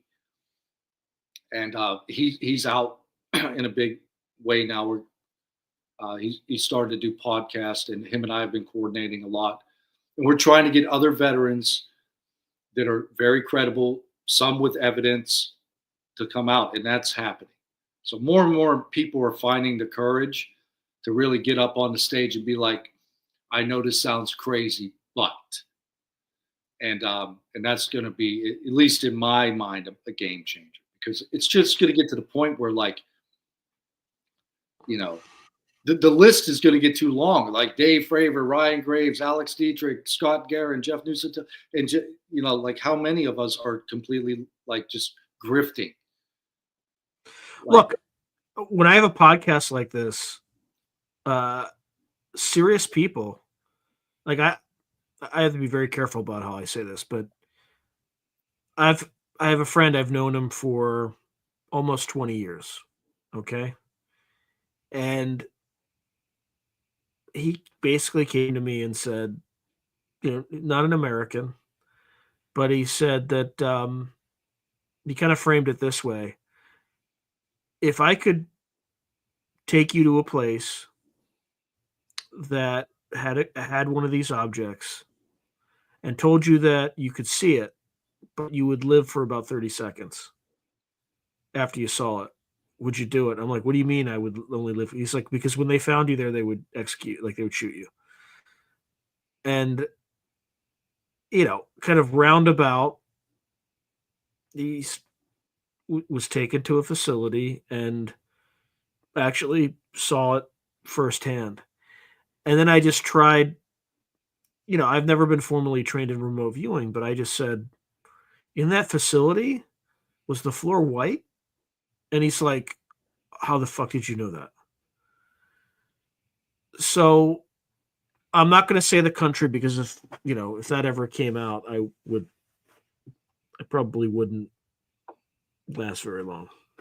But I mean, again, people I've known for almost 20 years, he's not been talking about this subject at all. But it's just, now granted, maybe if I'm being objective, maybe he works for, well, I mean, at the time he did work for their version of Air Force intelligence, just to give you a sense. Yeah. I'm not going to say any more, because then you could probably track down who the person is. But now, granted, it might just be an op. Maybe they're just flooding the zone with fake, and you have to be objective about that sort of stuff. Yeah. But I don't think he would lie to me about something like that. So, right. And that's what I'm talking about too, man. Like people that I know and trust with my life, people that, like, I saw like them get married, I saw their children be born, like we went through war together and hell together. and that's what I've been talking about on this journey. Like throughout my career, it was always kind of the same like scenario. Like when I was deployed during the war, a good friend of mine that I've known since I was like 18, 19. We ended up, fate put us together when the war kicked off. We ended up both in the Middle East on the same base, and we hadn't seen each other for like, I don't know, like 5 years, maybe more. And one night, he's like, hey, man, we got to go for a walk. So we went out, took a long walk out in the desert. We turned our radios off, and he started telling me about all this crazy stuff he had seen. And this would be kind of in the realm of secret underground bases, right? Mm-hmm. And things flying in the air above them in the continental U.S.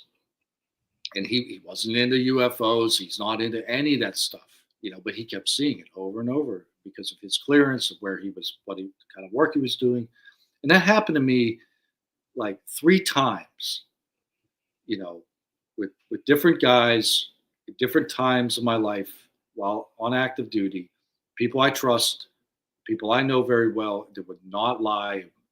They're not trying to impress me. And so I think a lot of that's going to start coming out. And like Jake Barber and his team might be like the first wave that knows what, at least more of the story. Because people like me and Ryan Graves and Dave Fravor, we have stories, right? Like we saw shit. That's it. Like we don't have anything else to add.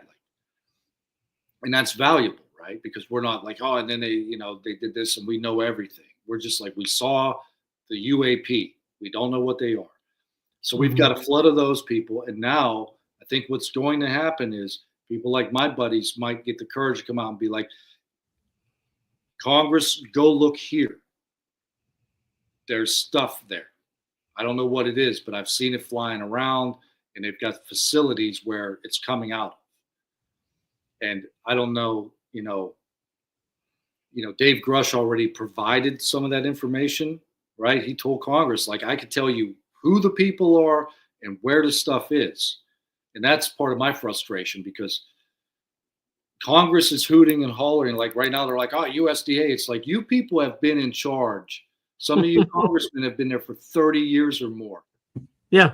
And now you're in charge of oversight, and you've done nothing to prevent this, right? And now it takes an outsider to come in and start auditing the books. And now they're all surprised, like, oh, we had no idea. It's like, well, you should have.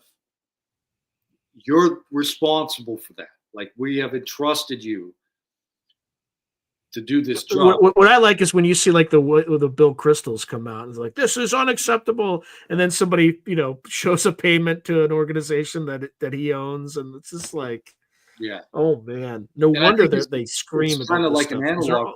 Yeah, what's going on with the UFO world? It's like Congress is supposed to be able to get anybody in a skiff that they want, right? So why not? Well, my understanding is most of them. My understanding, though, is most of Congress, they only have like secret SCI clearances. They don't have. I mean, some maybe like the Gang of Eight. Yeah, but very few have TSSCI clearance, and you're not going to be read in on any of this stuff. Yeah, unless you have that at a minimum, right? And I'm hoping that's what happens. So Grush came out. He put his life and everything on the line. He did a 4-year investigation. I believe David Grush is who he says he is. He provided all that information to the intelligence inspector in general and Congress and the Gang of Eight. Everybody needs to know. And he said, here, I'm here to help. I know where it's at. And they're like, yeah. And they just backed off. And I think what's happening now, if, Jake Barber and his team and others like him are like, we're not going to wait. They're never going to talk to Dave Grush in a skiff. They're never going to go to the facilities. They're never going to call in those 40 whistleblowers. Or if they do, they'll never tell the public. So that might have already happened. Maybe they've already gone. Yeah, I bet you they talked to all of them already. Yeah, 100%. But now it's like we can't wait anymore. So there are people out there, like friends I have, that might know where some of the stuff is located. At Jake Barber that knows, and they're just gonna tear the tourniquet off and bleed out. Like, It's going to be like an uncontrolled disclosure. Yeah, And good. God only knows where that could lead. I mean, it could get very weird quick. Like things could go south. You could have cults form, and we've got thousands of people summoning God only knows what. Mm-hmm. And I think that might be what they're worried about. I'm kind of worried about that too. I'm like, we don't know what we're dealing with. Well, yeah, I'll share a story with you once after this, because my people who've been following this channel for a while have probably heard it 1,000 times, but people who are just coming, who are new to this channel, and by the way, if you're new, thank you for coming, and you should subscribe, please. But if they heard it, they'd be like, "This is bonkers." But I'll tell you, because the problem, like, if you start following this topic starts following you. Yeah. And it happens in different ways for different people. And the more you think about it and the more you unpack it, the more unlikely synchronicities that are involved in it that are less likely than chance, or they're far more by chance it would be not realistic. But anyway, any final words for the audience, and then I'll play the video and then we'll talk afterwards, just between you and me. Yeah, thank you to you and all your viewers. The way I look at it, you guys, like the podcasters in the community, are the frontline troops in this war for history and for truth. And the work you're doing is amazing and important. So I appreciate everybody joining tonight.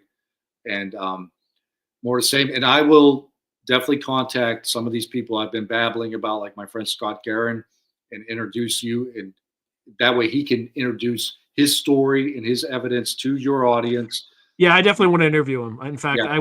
I'm open as soon as like this next weekend. Yeah, he might be open to, because he's in the fight now. He's been in the fight on his own for years, trying to get the word out. He published his book. The fact that he has the credentials that you talked about, and the fact that no one is hearing about it, means that there's, where there's smoke, there's fire. Like, he's probably right over target. He is on the target, man. So yeah. So thank you to everybody. I appreciate you listening to me and your time and attention. And to me, this is the biggest topic in human history. Yeah. In history, this is history being made, and everybody watching, and you are part of that. And I really, from deep down, appreciate everybody that's helping out. So thank you. All right, brother. Stand by for about 11 minutes, and then I'll get back to you. Okay. Talk soon.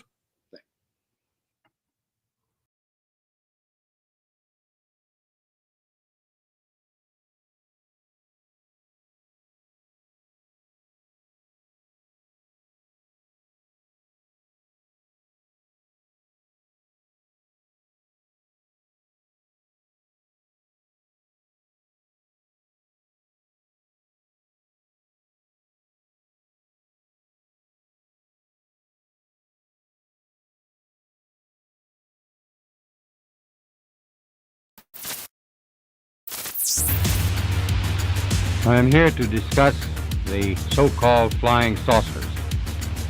The Air Force interest in this problem has been due to our feeling of an obligation to identify and analyze to the best of our ability anything in the air that may have the possibility of threat or menace to the United States. In pursuit of this obligation, since 1947, we have received and analyzed between 1,000 and 2,000 reports that have come to us from all kinds of sources. Of this great mass of reports, we have been able adequately to explain the great bulk of them, explain them to our own satisfaction.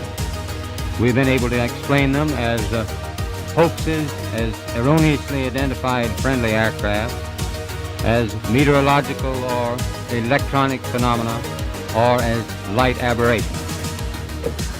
We have no evidence at this time that the reported drone sightings pose a national security or a public safety threat, or have a foreign nexus. The Department of Homeland Security and the FBI are investigating these sightings and they're working closely with state and local law enforcement to provide resources using numerous detection methods to better understand their origin. Using very sophisticated electronic detection technologies provided by federal authorities, we have not been able to, and neither have state or local law enforcement authorities, corroborate any of the reported visual sightings. To the contrary, upon review of available imagery, it appears that many of the reported sightings are actually manned aircraft that are being operated lawfully. The United States Coast Guard is providing support to the state of New Jersey and has confirmed that there is no evidence of any foreign-based involvement from coastal vessels. And importantly, there are no reported or confirmed drone sightings in any restricted airspace. Now, that said, we certainly take seriously the threat that can be posed by unmanned aircraft systems, which is why law enforcement and other agencies continue to support New Jersey and investigate the reports, even though they have uncovered no malicious activity or intent at this particular stage.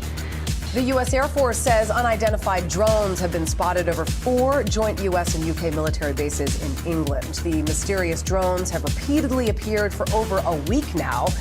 House Speaker Johnson and Senate staff as well are getting briefed today about those mysterious SUV-sized drones spotted in the skies over New Jersey.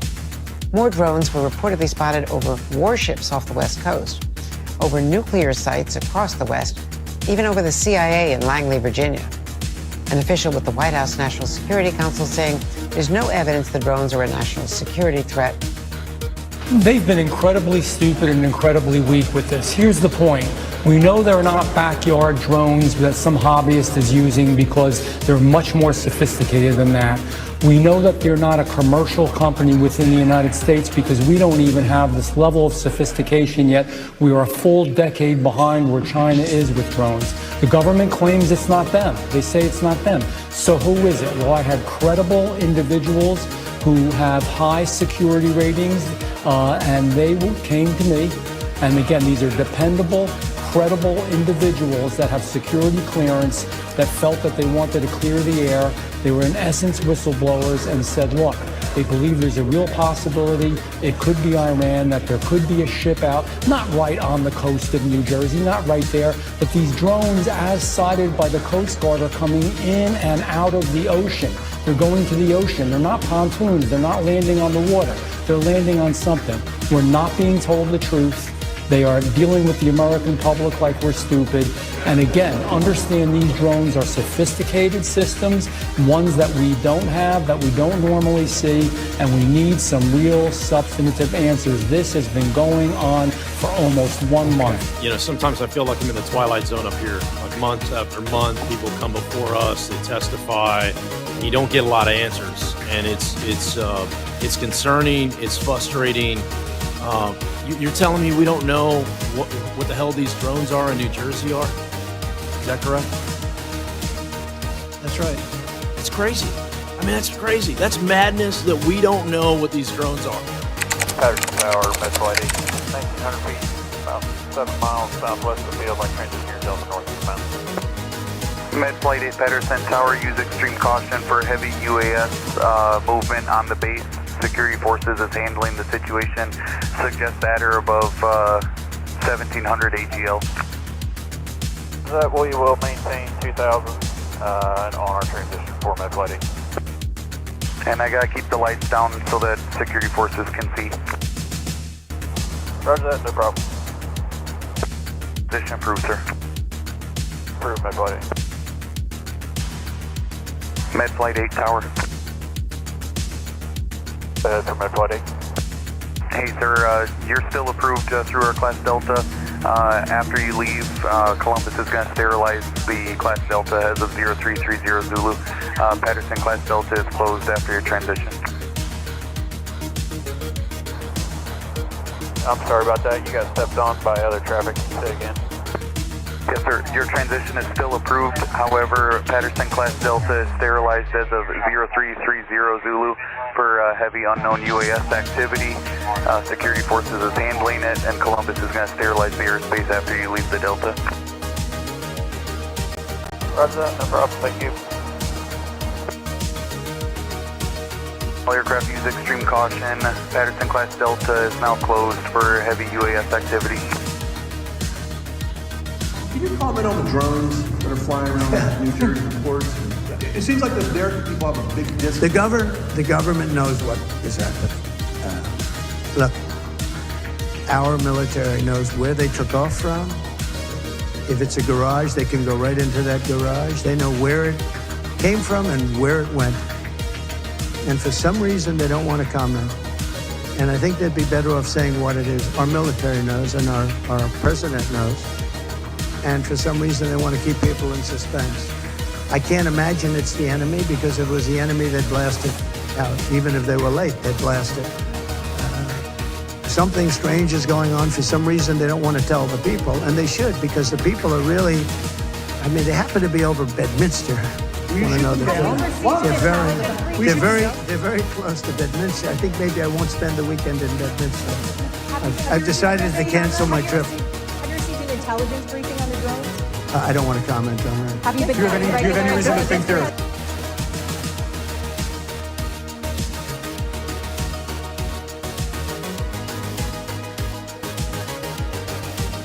I'm going to give you a report on drones about one day into the administration, because I think it's ridiculous that they're not telling you about what's going on with the drones. And it's not only with me. Glenn was telling me today that in Virginia they have drones all over the place doing, nobody's reporting it. I don't know why they're not. Do you want to say something about that? Just one quick comment, which is we are home to the largest naval base in the world in Quantico, and we house a lot of the SEAL teams and have a huge national security infrastructure. And now for 2 years running, we have had drone incursion over secure airspace, and we still don't know why. And I think that's absolutely unacceptable. And I think President Trump and the new leadership coming in, I think will work diligently to understand who's behind this and what we do in order to stop the digital surveillance of all of our security infrastructure. Is it dangerous? I can tell you this. While we were dealing with a terrorist attack in New Orleans, we had drones being thrown over our nuclear reactors in Louisiana. We brought that attention to the FAA. We've been asking the FAA to give these states the ability to mitigate these drones. And it's sitting on some bureaucrat's desk. And that's real. Nobody knows. They don't want to talk about it. Go ahead, Governor. I was just going to say we have drones in Wyoming flying over our infrastructure as well. And it's incredibly frustrating that we not only have no way of knowing what it is, but nobody knows how to deal with them. They don't want to talk about it, and nobody knows why. They don't want to talk about it. And before I turn to questions, I do have news directly from the President of the United States that was just shared with me in the Oval Office. From President Trump directly, an update on the New Jersey drones. After research and study, the drones that were flying over New Jersey in large numbers were authorized to be flown by the FAA for research and various other reasons. Many of these drones were also hobbyists, recreational, and private individuals that enjoy flying drones. In time, it got worse due to curiosity. This was not the enemy. However, there have been a certain percentage of this volume of reports that have been made by credible observers of relatively incredible things. It is this group of observations that we now are attempting to resolve. Our basic difficulty in dealing with these is that there is no measurement of them that makes it possible for us to put them in any pattern that would be profitable for a deliberate, custom sort of analysis to take the next step. We have, as of date, come to only one firm conclusion with respect to this remaining percentage, and that is that it does not contain any pattern of purpose or of consistency that we can relate with to any conceivable threat to the United States.